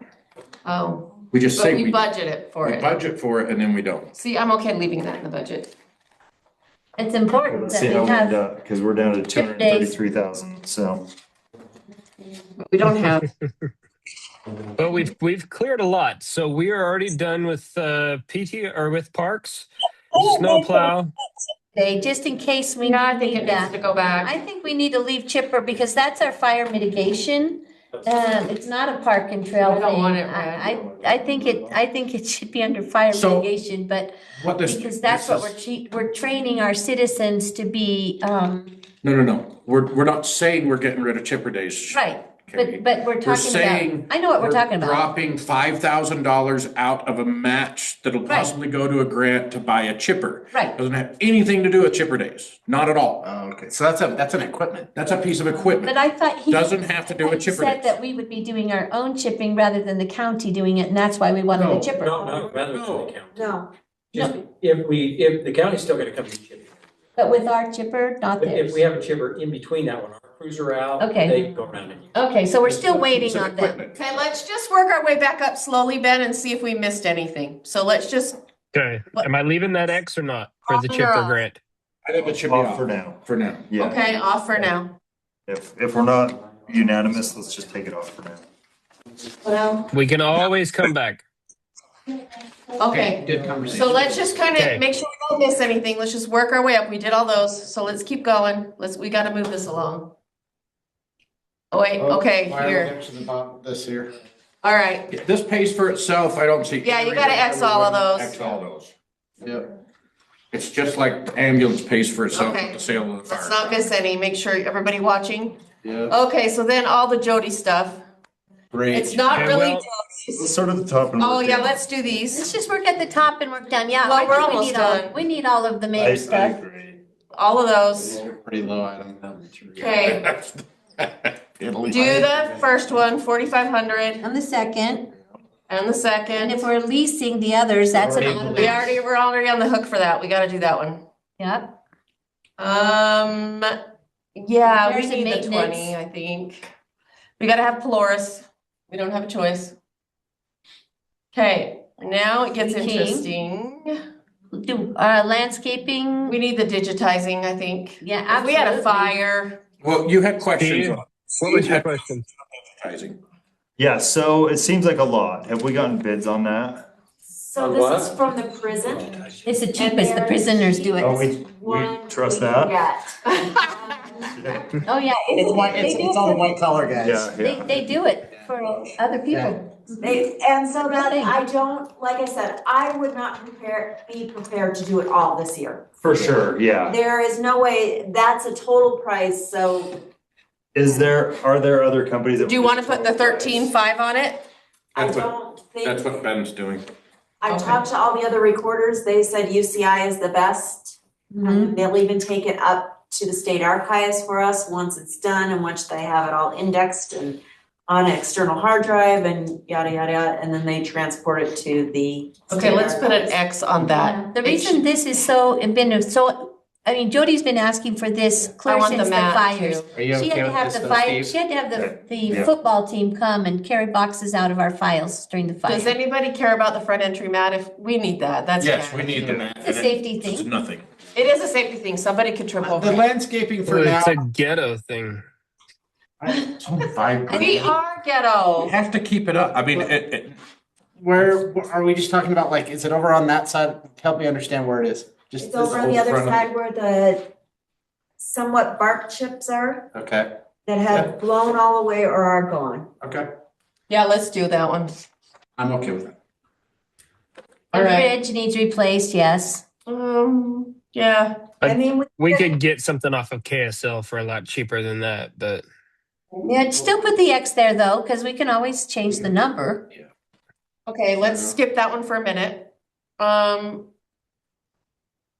Teams, let's skip that for a minute. Yeah.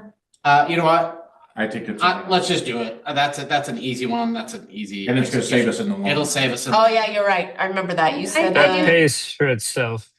I think the safety is important for our employees to feel safe that they're at work. We've had. Aaron, good do you work. have anything else that you want to say on this front? Me? Aaron. Oh, Aaron, Jody or bulletproof glass. our law enforcement that's in the room. I can't see from back here. This is the bulletproofing the front. Or back. I would like us to be guarded in how you describe things on this. I'm not looking for details. I'm not looking for locations. But just in generalities. I can buy a couple big pieces of 1/4-inch steel and there we go. Bolt them to the wall. I really, I do think we need to be, Feels expensive, right? we need to make sure that our staff are what's still down protected. below those, I can't even remember, repairs to the outside. I think we need the repairs to the outside of the city center. That's a. Yeah, I agree. That's not a question. It's gonna get more expensive the longer we do it. Surge Surge protector, are we putting that as a, I think Is we it should red? pass on the surge protector for the moment. yeah, let's put it in red And for the now. same with There's another replace option, lights. a temporary solution. It's only costs $500. Okay. And it actually would protect the building against a electrical surge from a coronal mass ejection or what do you call the other one? Electromagnetic pulse. EMP. Yeah, it's only $500. And it'll only last for one hit. I have, well, yes, but I Hey. mean to run things. So, Doesn't last. but it's better than nothing. So not a bad option for right now. Yeah. Okay. And if I don't make a plug for the water line in the old public works bay, if we have yeah. snow and aren't able to wash off those vehicles. Why isn't that under snowplow budget? Because the mayor told me to put it there. So I did what he told It's me. a building. It's a building thing. It's not a snowplow thing. It's a building thing. It's just used by the snowplowers. We need to protect the. Okay, the chairs, I'm sorry, we might have to keep our tacky chairs. All right. Cabinet shelf, I'd say the $500 is worth it. Yeah. Yeah, I can make something for that, maybe. Is that But we also gonna can- be, 501. guys? Piano bench is serving it now. I think something a little, I think a couple hours in the shop should solve that. There's, Trip to IKEA. It's like- Hey, Aaron, what? so we've already pre-approved the purchase of emergency radio communications, correct, Ben? The radios? Correct, yes. Yep, that's on last year's budget actually, but it's been pushed forward to the current year, which has already been authorized, so it just needs to be transacted. Right. So we need to decide on the bulletproof glass. Wait, Aaron's still And talking. there's one more thing I wanted to say about the cabinets. We don't have a place to put the equipment, the ham radio equipment yet. Is that Correct. audio equipment gonna handle the ham radio equipment as well? Oh. That's a conversation you need to talk with Brett about. We have a few plans for the current room that is next to my office that holds that fridge as well as all of the sirens and all of the networking. Okay. We're looking to redo some of that work, and that's probably where that radio system would reside. Keep that in mind. Okay. Janet, if you're looking at bulletproof glass, my suggestion would be to do the offices. Because the reception area doesn't have a lot of people in it. And somebody can just come by and shoot into the office where the people are.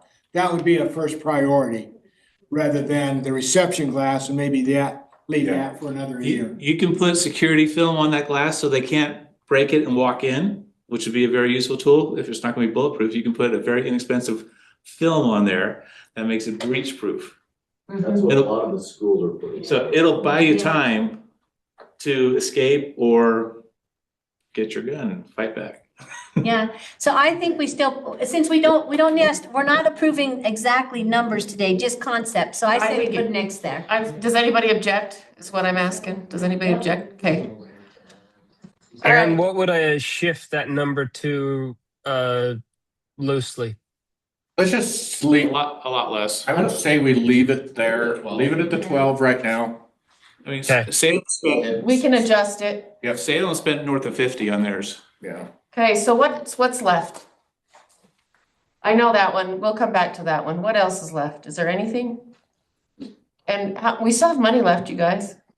So number 2 is our replace the HVAC repairs. We have enough for a used helicopter. So Yeah, we have, what about the HVAC? can I give you my opinion? I'm going to, whether you like it I or think not. we need that. Please, hostile. We have money in a emergency fund. Yes. If we're not ready to budget for a new HVAC and just get it done, if we're gonna wait till it to fail, that's an emergency fund dollar amount, in my opinion. I think we should get it It's done. only 8,200. I think we should get it done. Because that's the heat and the air, and it's already getting to be over 80 degrees and it's only And we March. cook Okay, in so here. it's not working. Did you say working? It's just, remember, It's on its Correct. last leg. It's on its last leg. She has to go outside to turn it on. so we go outside and we turn it, so. I would rather spend $5,000 to get our ducting working and deal with the compressor when it fails than I would to buy and put a new compressor in, right, and plan. That's fine. I'd rather get new carpet too for you. And we can do better this time. We do this all the time. So what's Yeah. left? What do we have left?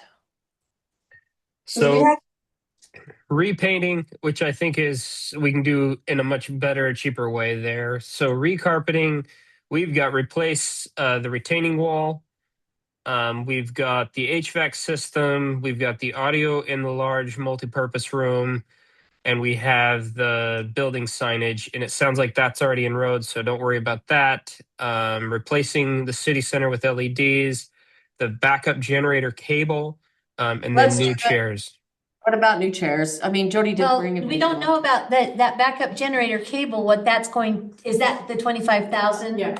And then on the one up above, the retaining wall, and we had 80,000 to replace it, but do we have a bid We don't for- know. We for need, how much it would So cost? Ted is just going to decide? get, in this That year's one's gonna budget, carry- he's gonna get the geotech engineer we out already here. talked about that. Yeah, I know. I just wanted to make sure that if we needed to put it in 2 separate spots. Terry, you need to add the And- the distribution box to that 25,000. Yeah, because it's the cable and distribution box. I say. Well, be careful. That 25,000 currently is to help actually get the booster operational with Aaron's generator. Correct? The distribution box, it could actually do this building. Correct. But so with the 25,000 alone, we get the booster up and running, which then provides us. Box. Yeah, but the likelihood of needing the booster is lower Yeah, it's not as much than as, what we'd need. We'd need to be here handling. it's not a priority till it is. This is our EOC. Yeah. It has to have. Yeah, that's fine. What I'm So saying. what That's- would I change the number from 25,000 to what? With a 30. table and the box, 30,000? Yeah. 50,000. And then we Okay. just put cable and box. Okay, so give it that an we- X. So that we make sure it says cable and box. Give it an X. Ben, does anybody object? We need to do something to deal with an emergency. Yeah. We have a duty, safety, right? Absolutely. Okay, I want the signage. That's fine. Throw the signage in there. Do the signage. I say we do the same. Building signage is already in the roads budget, you guys. So we don't need it. Just put an X there so we don't talk about it later. Yeah, do an X.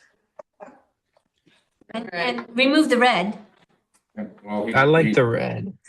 He likes Okay. the red. Okay. All right, what else? So go back up, scroll up. What about chairs? That was 1,600, but I'm okay with that because Jody has to, I'm okay with that. Yeah, we don't use that room that often, but then they'll last a long time. I could potentially, when we have a meeting, we can take the ones out of the training room, put them in there and then move them back after every meeting if That's ignorant. I'm sorry. That's just dumb. it's to do that. 1,600, we're okay. I say we get the chairs. All right, so now we have to prioritize. We've got just a few things. Can we- So, go ahead. Can we change the paint budget to like 10, 12,000? And even if that's Toby with, Well, again, yeah. Only part. What will he do I'm thinking of what will he do in a year and we just do it in, Oh yeah, do a little bit. just do a little bit. Same with the carpeting. We do 10,000 in carpeting every year and we're replacing section. Don't you want it to match? I mean, even, Commercial carpet does not go out of style very quickly. I mean, even 25,000, I just don't want a patchwork of carpet that's Yeah. different colors. That's tacky. that's different for paint, but Hey, do we have in the You can budget always for, match bug spray for box elder bugs? Can we have that? I need a helicopter. Spray for box elder bugs. I like Sherry's thinking. I can do it. Gary, Sherry? Sorry. And are we repainting because the painting is bad or we're just tired of the taupe color? It's been here since 2009 and No, so my, there's a same in lot. my house. so There's some Dan, parts to that are- answer your question, it is splotchy, right? We have attempted to make touch-ups and the touch-ups highlight. There's also a massive difference in each room of the different tones. And so doing any touch-up is extremely difficult. Well, guess what? I'm okay with that. We've had this color so long, beige is back in, baby. Exactly. It is. The carpet's back in. So Perfect. I'm all for a $10,000 squares. allocation. Anybody opposed? that's the way to go. It's not- Okay, I'm fine. Are you guys good with the repaint with the 10,000 allocation? Yeah, absolutely.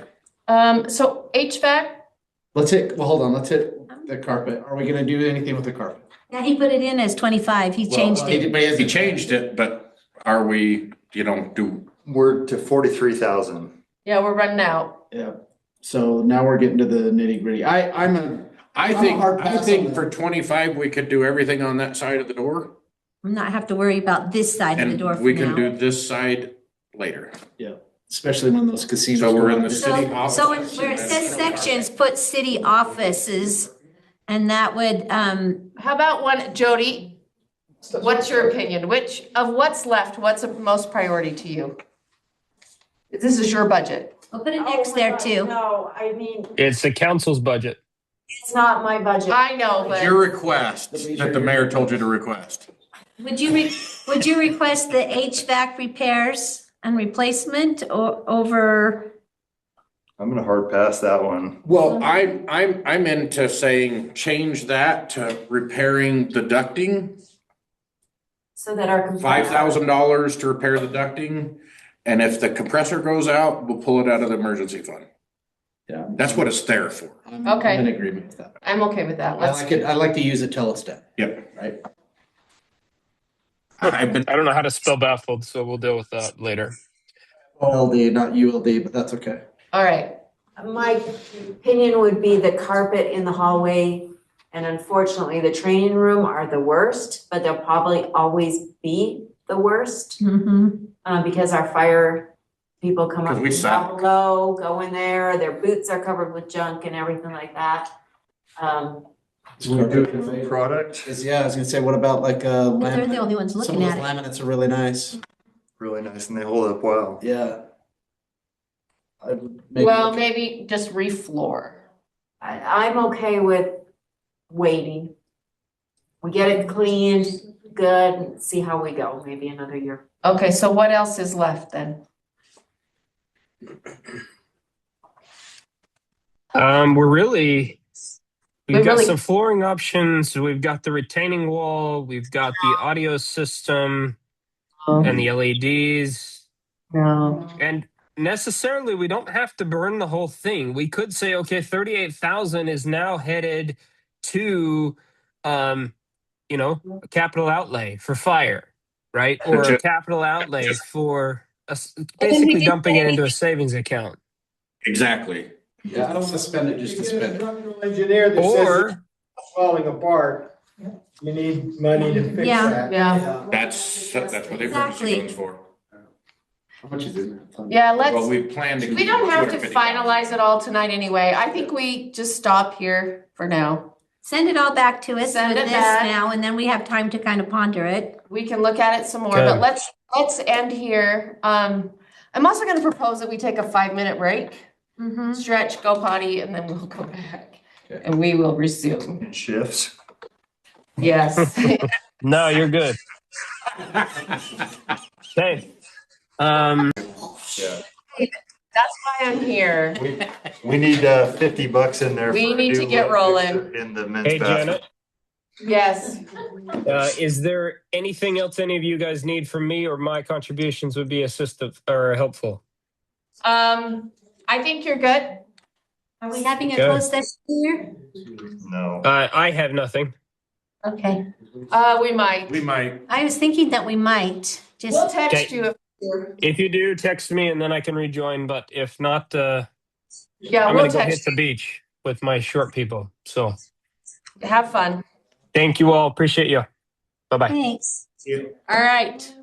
We're gonna move to number 2.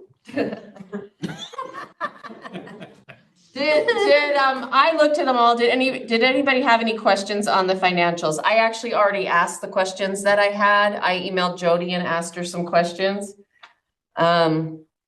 So one of my questions was, there was $2,000 for our IT, but it is $1,000 a month. That's the contract. It was just, we paid for 2 months. So it wasn't that it was 2,000 this month. It was 2 months worth. So that was a question that I had.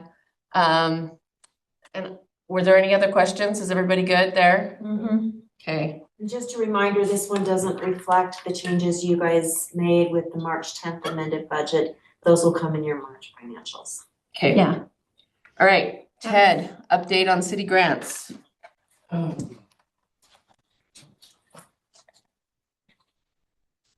So we submitted 2 grants. One was through Burgess Owens' office for a community project funding grant. That one, I did hear back from them generally. We submitted a grant for a request of 3.9 million with a match money from us, but the request was for 3.9 million. They asked us to reduce that number, which I figured they might. So we reduced it down. I gave him 3 different phases of what we could do. This is for water line replacement over here on this side of the street. I think the request finally went in ultimately at 2.4 million. I heard back from them. They said that they are taking 20 applications to try and get funded at the federal level. Ours went as priority number 4 out of the 20. So Then, so it's I don't think last year we made it to go back to Congress.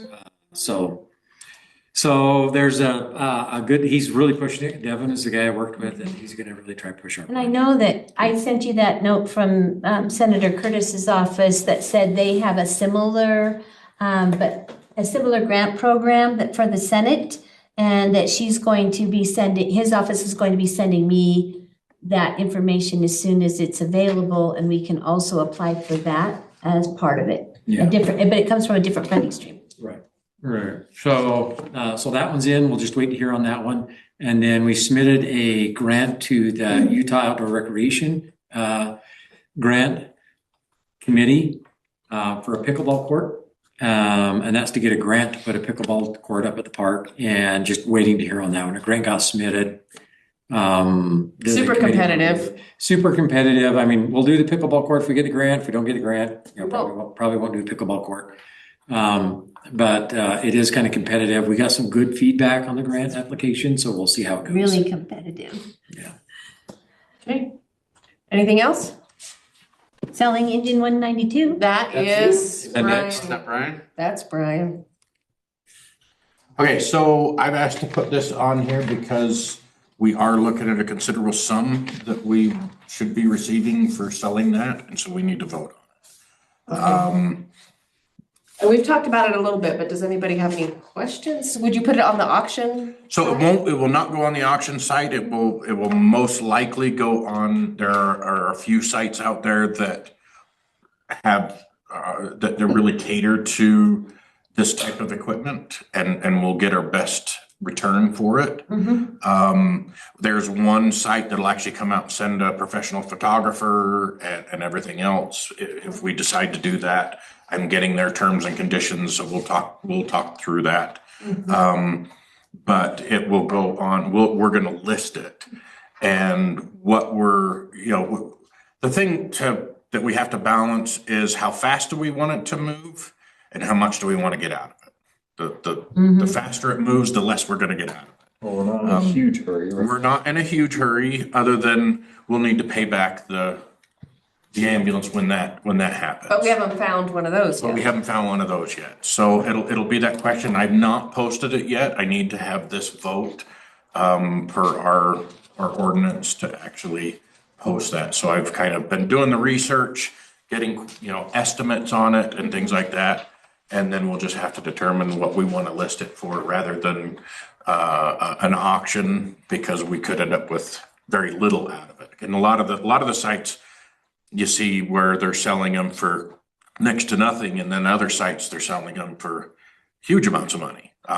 It's a very desirable vehicle because it's 4-wheel drive and it's a pumper. Are those more rare? Yes. Low mileage and things like that. So it is a desirable truck. What's the high lows roughly? So I've seen the estimates go up to $240,000. I saw one that's very similar to it that they have listed for 350, but there's no way they're going to get that because there's nothing else out there for that kind of money. So that's like a I think one-off. we're going to be 200, or we're going to probably be less than 200, but probably in that. I'm hoping to get that neighborhood if we can hold it for long enough. And find the right people to get it. With a dry western United States, that might be. Yeah, that's true. It's good. Yeah, selling there might season. be I people hate who to are. say it, but it might be a good time to sell. It's a structure engine. I mean, yes, but it's a structure engine, so it's more, I mean, other than the 4-wheel drive, it's great for mountain communities and rural communities, but it's a structure engine. It's not really a wildland engine. Ted, do we have any concerns with selling it? Like, does it leave us short in any way? No, I don't think so. So we've now got the two structure engines, right? The new one we just got a few years ago, plus this one that we've had. It's a 2008, 8 or 9. I couldn't remember if it's 8 or 9. We've generally always just had one engine for our community, except for when we bought this unit. We hung on to this one primarily because we're putting an EMAC contract program with the state, and we thought, well, if our other one could go out on EMACs and make us some money, we'd have this one in town to cover. But in the 4 years that we've been doing EMAC, we've been on one EMAC deployment. So it's like it's kind of not worth the value of keeping it, and The maintenance and the maintenance insurance. and then all that stuff. Plus, if something were to happen in our city, we've still got our structure engine, plus we've got 4 other communities coming. That's what I was gonna say, we have the interlocal agreements. We've got the interlocal mutual aid agreement, so Spanish would come with 2 engines, Salem with 2 engines, Payson's coming, Elk Ridge. We've got all these communities that'll be bringing engines, and just like we do to them through our mutual aid agreement. The only concern I could see is when this truck gets to a certain age, ISO says we need to get a new one or get this one rebuilt. We could have one sitting there already.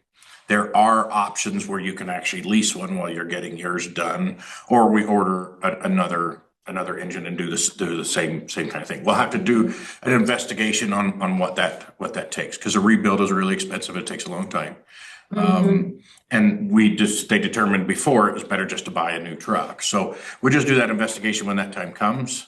Well, we need an ambulance that works all the time, We need more than we need a backup. So just on that, Saturday, we went down to Hank's Ranch. You probably saw Ted's post.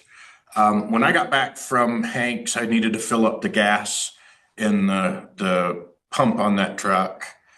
So I went to go get some gloves out of the ambulance, and there was a light on inside the ambulance, and I couldn't get it to go off. And the charger wasn't working. And I spent a couple hours down here trying to figure this thing out, going through it, making phone calls. Don't know how I got it to work, but I got it to work. I reset everything, and it finally started working again. I actually had to remove a light because it won't shut off, and it's draining the battery. And we've had that thing. We just put batteries in it because it didn't start the other day. So I'm seeing more and more problems, and for us to sell it, that's like a $6,000 inverter that's inside of there, $3,000 to $6,000.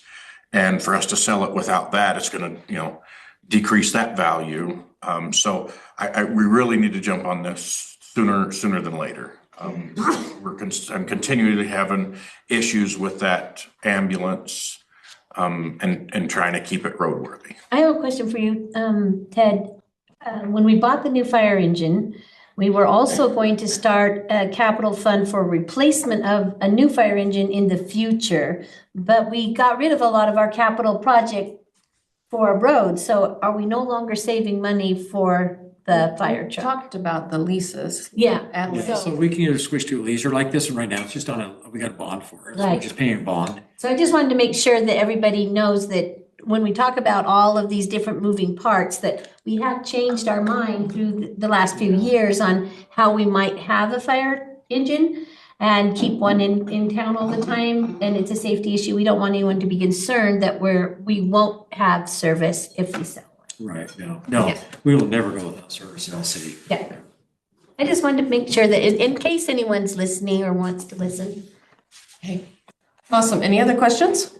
I have a question. Because it's such a unique vehicle, I'm wondering if you maybe want to contact, if it's decided yes, you're selling, contact like Park City and Camas and and then smaller communities that are similar to us and not have to pay the fee. Well, we can list it for free on many places as well. So not all of them require those kind of fees. So that's all I'm investigating, going through all of that, trying to figure out the best option for us. There's sites that'll buy it straight from us and then they resell them. So there's lots of options, and I Do you need can't a make a detail? decision Like, until. Do you need a youth group to have a class on how to detail a vehicle? Because, whatever. We actually keep our vehicles really clean. You'll find that our fire department and a lot of fire departments, but ours, I think in particular, we care about that equipment. We all know that's defending us, and we take really good care of it. So they're in pretty good I shape. like your idea. We maybe have a youth activity just before pictures. Yeah. Okay, we're gonna go to department reports and a reminder, 5 minutes or less. Yep, Yeah, that's fine. you guys have heard enough from me tonight. Public Works, I don't know that I got any updates right on Public Works side. Fire side, our wildland fire crew is still in Nebraska. And they'll be there through their full deployment, which ends, I think, this weekend, unless they request them for an extension.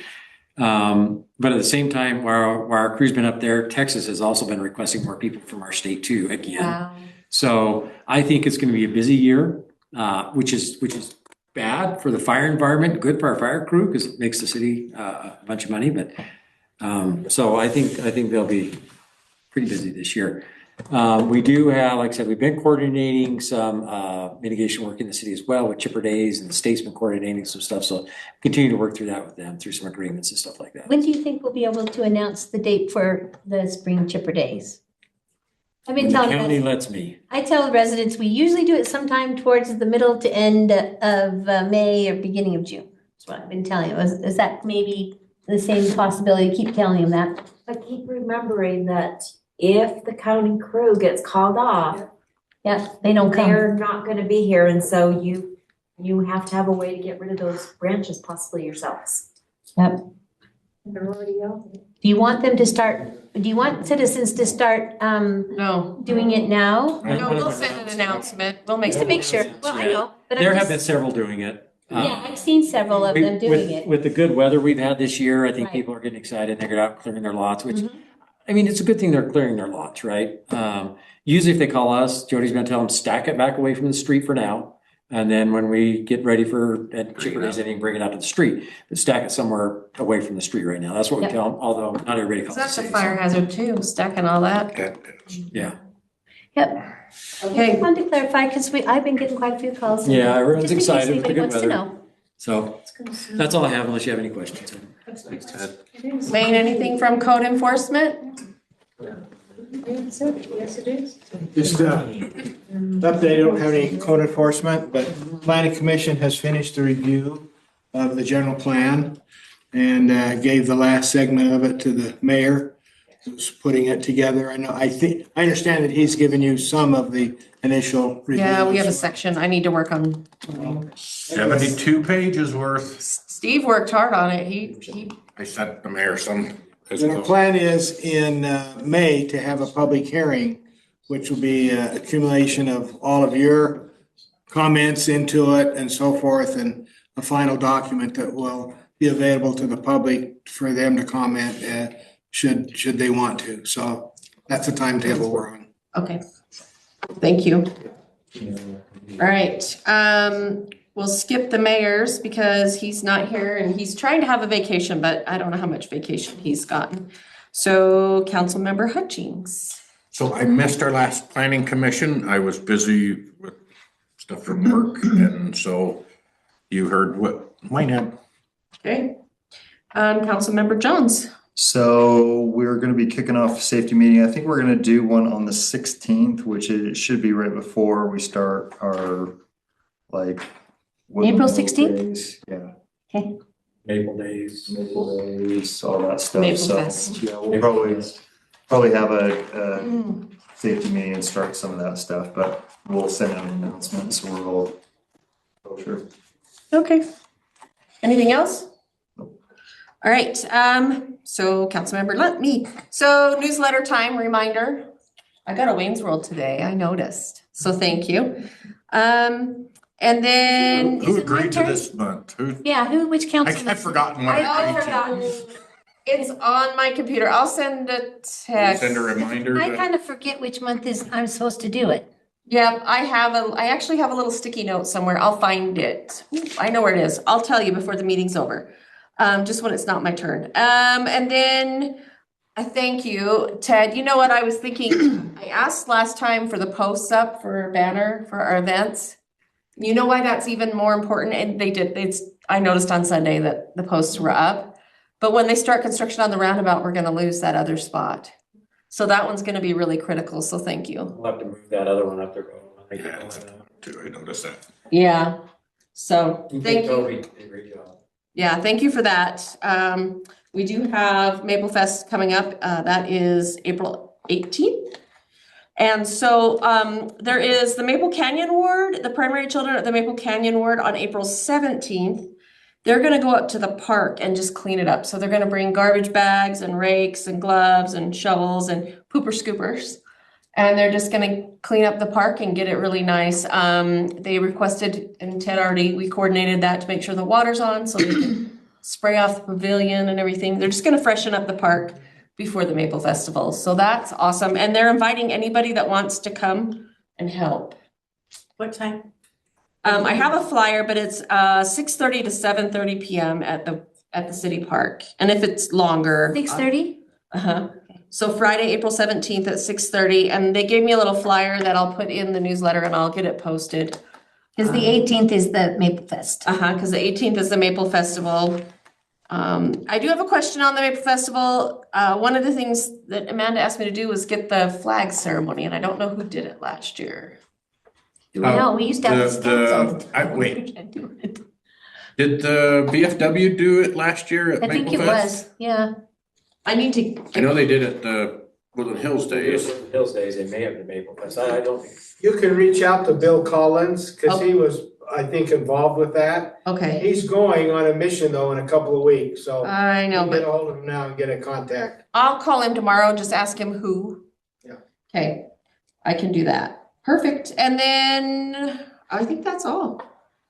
Yeah, that's all I've got. So let's see, let's go to Councilmember Malkovich.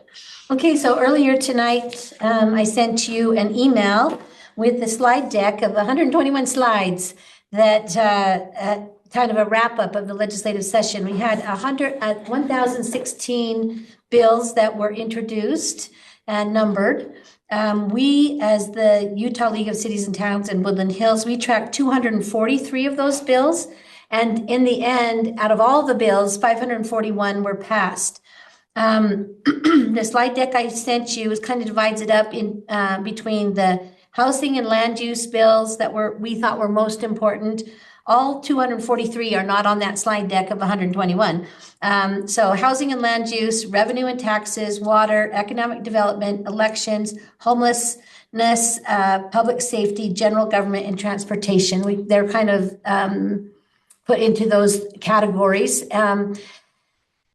A lot is going on, and it will still go on. Interim meetings begin again they take April off, but they begin again in May. So we'll be looking to see if there's any other changes.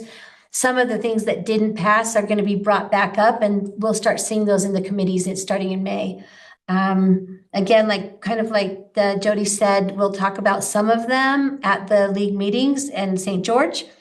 But anyways, when you have a moment, go through those slides, and if you have any questions about them, just contact me. Thank you for providing those and not going through them tonight. Yep. Yes. There's no way I was going to, because there's no reason to. They're all passed. And well, some of them on the slide are showing ones that didn't pass, some of the ones that we worked against and didn't pass. And so that's also a good thing to know, that how many we were able to thwart. Awesome. You have I need the article from you. I just texted. Okay. And then Councilmember Roden. Yes, so, last meeting, Councilmember Hutchings asked a request that I work with, Nebo, Interactive on our, digital storage. That would include, our council meetings, et cetera. Right now, all of our backup, I think right now Jody is on a physical drive. We've been looking at options for, a cloud service to be able to handle that. Brett and I spoke early in last week. We had talked about several different solutions. One, just for those who know, Amazon Web Services, AWS, you can just get what they call an S3 bucket. It's basically just a storage, and you just load files there. Easy enough, inexpensive enough, but I wouldn't call them management tools, but it's not a great interface if you're not used to logging into an AWS environment and having all the different protocols you need to have just to even access an S3 bucket. We do already have something called iDrive that is a cloud service. I think Brett and Jody spoke. We feel that is an adequate solution for now, considering the amount of storage that we need. And so we'll be doing a backup system in iDrive. Will that change if we do all this document scanning? I don't know where the document scanning is going to live. I think the document scanning actually lives on hard drives, and then. Okay. Yeah. So now if we want to move it, document images are really, again, easy and cheap. It may be something that we could do, but that would probably not be a service that we'd have UCI do. We'd probably do that on our own, where we would just upload what we get in physical storage. So, but that would definitely be something that we can look at. And at that point, we might exceed what we have in iDrive, and we might need to move. Okay. So Thank you. that is my update. Hey, is there anything for upcoming city council meetings that you want to add into the agenda? If you think of something, like this time Brian just emailed over and said, what for the sell the truck. So if you think of something that needs to be added, just email it over to Ben and Jody. we can get it added. All right, I think we'll forego the break. Does anybody need another break? Okay, so we will call to order our city council meeting, and we'll have an invocation by council member Steve Johns, and then a pledge of allegiance by council member Dan Rudd. Our Father in heaven, we're grateful to be able to meet together as a city staff and public and discuss the needs of the city. We're grateful for the city that we live in and for the fellowship that we have here living in the city and for all the beauty that we are surrounded by. We pray that tonight we can be well guided with good intentions that benefit the city as a whole and the residents, and can be and continue to be a beacon for the state and those around us. We pray for these things in the name of Jesus Christ. Amen. Amen. Please rise, face the flag. I pledge allegiance to the flag of the United States of America and to the republic for which it stands, one nation, under God, indivisible, with liberty and justice for all. Thank you. Can I just say how grateful I am that we always do that? I love that. Public comment, 2 minutes or less. Does anyone have any comments? Doral. Hi, Doral. Hi, I just have 2 comments about the budget. I like what you all did this evening. That was well done. These are 2 important things I'd like you to consider. I would like the city to cover travel and food expenses for any city official or employees that travel to training. We need to cover their food and their travel expenses. That should not be an expense to your individual families. Number 2. Daryl, just clarification on that. Are you saying even for the council? Yes. Yes, especially for the council, mayor, and city employees. If they travel somewhere, we need to pay their travel and food expenses. That's just what anybody does. Even little companies that I worked for did that my whole career. Number 2, and this is important, you've had the same salary for mayor and council members in the city for 20 plus years. It's time to change your salaries a little bit. I propose that you double the council and you double the mayor's salary. That is not a difficult thing to do. It's time. You're also you're just spending more hours than what you're getting for $200 a month or $500 a month for the mayor. It's time to double that. That's my proposal. Thank you.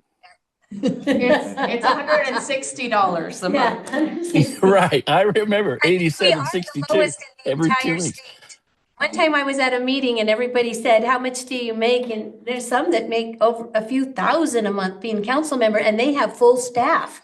For council staff. And so when I always raise my hand and tell them what we make, everybody laughs for a little while. But, we love to serve our community.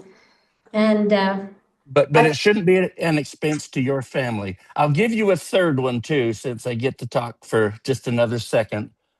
I want a new, a real hand towel dispenser in the men's room. And a light. Okay, I'll quit. Thank you. Thank you, Doral. Anybody else? Yeah, we got the dispenser, just needs to work. Sherry, do you have public I don't think the comment? one in the women's works either.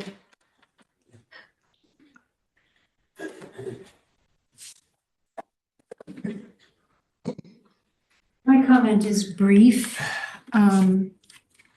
I was pondering a quote by Ralph Waldo Emerson, where he says, "In the woods, we return to faith and reason."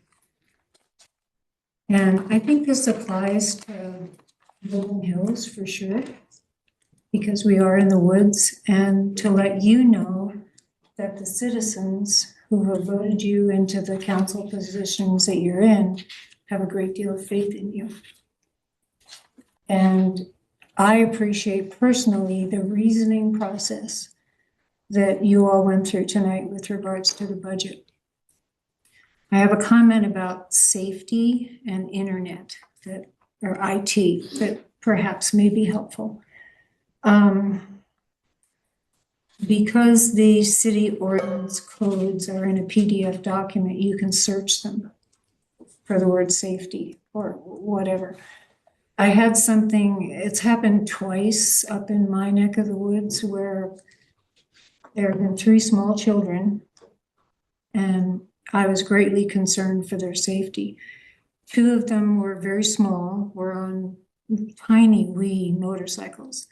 And the other boy, I would say, is maybe 12, 14.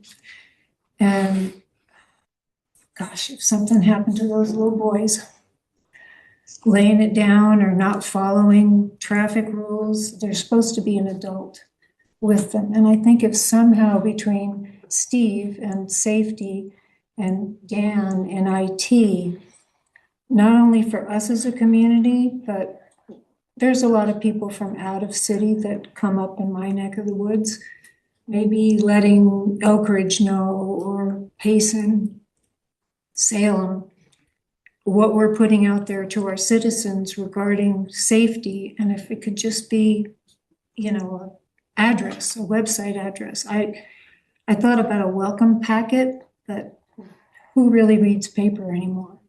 It's much easier to go to a website with pictures and descriptions where you can actually see the ordinance. So We need like a welcome email maybe with some links to yeah, some of our city stuff. I've thought about that. It's a question of who's going to put it together, but well, you got I do 2 think great it would be guys. helpful. I still remember my first siren Saturday here, and nobody had told me. And I was home alone, and my husband was out of town, and all the sirens went off, and it was in June.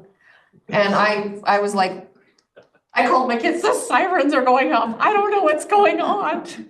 And I couldn't hear, on Broad Hollow, you couldn't hear the message. It was all garbled. So I didn't know if it was saying, get out now. I didn't know what it was saying. So that was 12 years ago. It's gotten a I little remember better a since welcome then. packet from our district leader.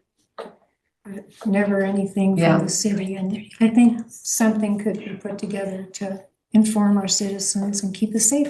Yep. Thank you. Thank you. Hey, anybody else? I have a protocol question. Okay, If I have an idea that I want you guys to chew on, do I do it here or do I? you can do it here. This is the right place. This is public comment. You can still be public You and live here, you're public. a employee. Okay. I want to propose that we set up or support a CERT organization in our city. Now, I announced that for you last month. I know, but I want to let you know what I'm Last doing though. We're such a small city that I actually want to talk to Elkridge and Salem because they don't have a CERT team to support their cities as well. So I believe I can get those other city councils to actually help support and create that organization. And I'm proposing that it runs under Be Ready Academy because most of the other CERT organizations throughout Utah County are all run by a separate nonprofit organization that works directly with the emergency center of each city.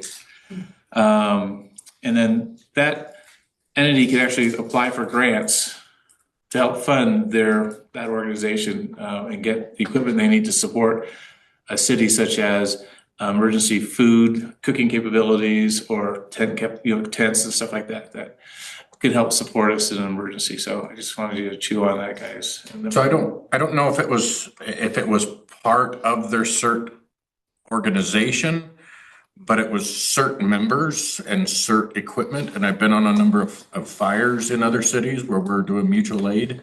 And the CERT members are out there. They bring food and water and stuff like that They give- to all the firefighters that are out there. That's this kind of support I'm talking about. So, Disaster assessments of areas of our city, status of community members. You can think of them like block captains on steroids. How's that? Because a lot of the wards don't have block captains, but. It's appreciated on a big fire. I mean, knock on wood, we don't have another one. Right. But it was very appreciated on fires that we've been on. When we're out there for hours, especially in the heat, and then they bring you pizza and they got cold drinks, and So it was good. Be Ready's been already working on gathering some of that equipment now. Like I have a pot that I can cook 600 meals in one pot. It's a 48-gallon pot, steel jacketed thing that's used for. I need to get a steam generator for it, but other than that, that's a lot of chili and a lot of other food. Have you talked to like Spanish, cause they've got a search, Springville has a search, I am. they've been on fire. Yeah. So Payson and Spanish are both cities that I'm actually working with them to help provide training for our people. So with Elbridge, it was a flop when the fire happened. I'll just be Yeah. blunt and honest. They're CERT people or they're? No, they're just their city. Just their city. Everything. People. They're CERT people. They're CERT people, it was a flop. It ended up being myself and Paul MacArthur and David Pratt who ended up stepping in for Elbridge. So That's, so I there's- think it does matter on The support and leadership. Yes, I agree. So I'm still gonna look for somebody actually to run the CERT program, because I won't be able to do it. But I will work with a person who will be trained. Well, Yeah, my I think support. having it go with the city in cooperation with the nonprofit, because we've had several CERT groups over the years, right? And they kind of come like and go like this. We had them through church, we've had them through just neighborhoods wanting to do it. And so when that person then leaves, it goes away. So we need to make sure that it's sustainable and it's beneficial. I agree. Thank you. Leadership is everything. Appreciate the comments. Thank you for everybody. Okay, so then item number 12 is approval of February check disbursements. Does anybody want to make a motion? I'll Okay. second. Who was the motion by? Dan Roden. Carrie was the second. All in favor? Aye. Any opposed? Because we don't have to do a roll call, right? Okay, and then we need to, number 13 is the decision on selling engine 192. I'll make a motion. I'll second. To sell it or not to? To sell it. Okay, so all in favor? Aye. And aye. Any opposed?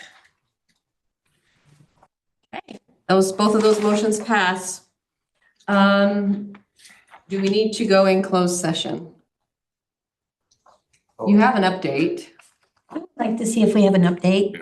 We have an update. Do we need the mayor for the update? Should I text him? Or can, Please text him. I think it would be appropriate to text. okay, I'll text him. I'll make a motion. We go into closed session. I'll second it. All in favor? Aye. This requires a roll call, right? Yes, it does. Oh, yep. Look at you. And can you also state why you're going to go into closed section? We're going to go into closed session for a Legal update? a legal update. So, Councilmember Malkovich. Yes. Councilmember Johns. Councilmember Hutchings. Yes. Councilmember Roden. Yes. Councilmember Lunt, yes. Okay, we'll go into You closed definitely need a new sign. session. I do. The recording. The meeting has been unlocked Yes. so that you can see who is there and we don't get any accusations that All right. I didn't unlock it, so. That must have happened before. I make a motion to adjourn the meeting. I'll second that motion. I'll third it. All in favor? Aye. Okay, meeting is adjourned. You didn't take advantage of the no vote.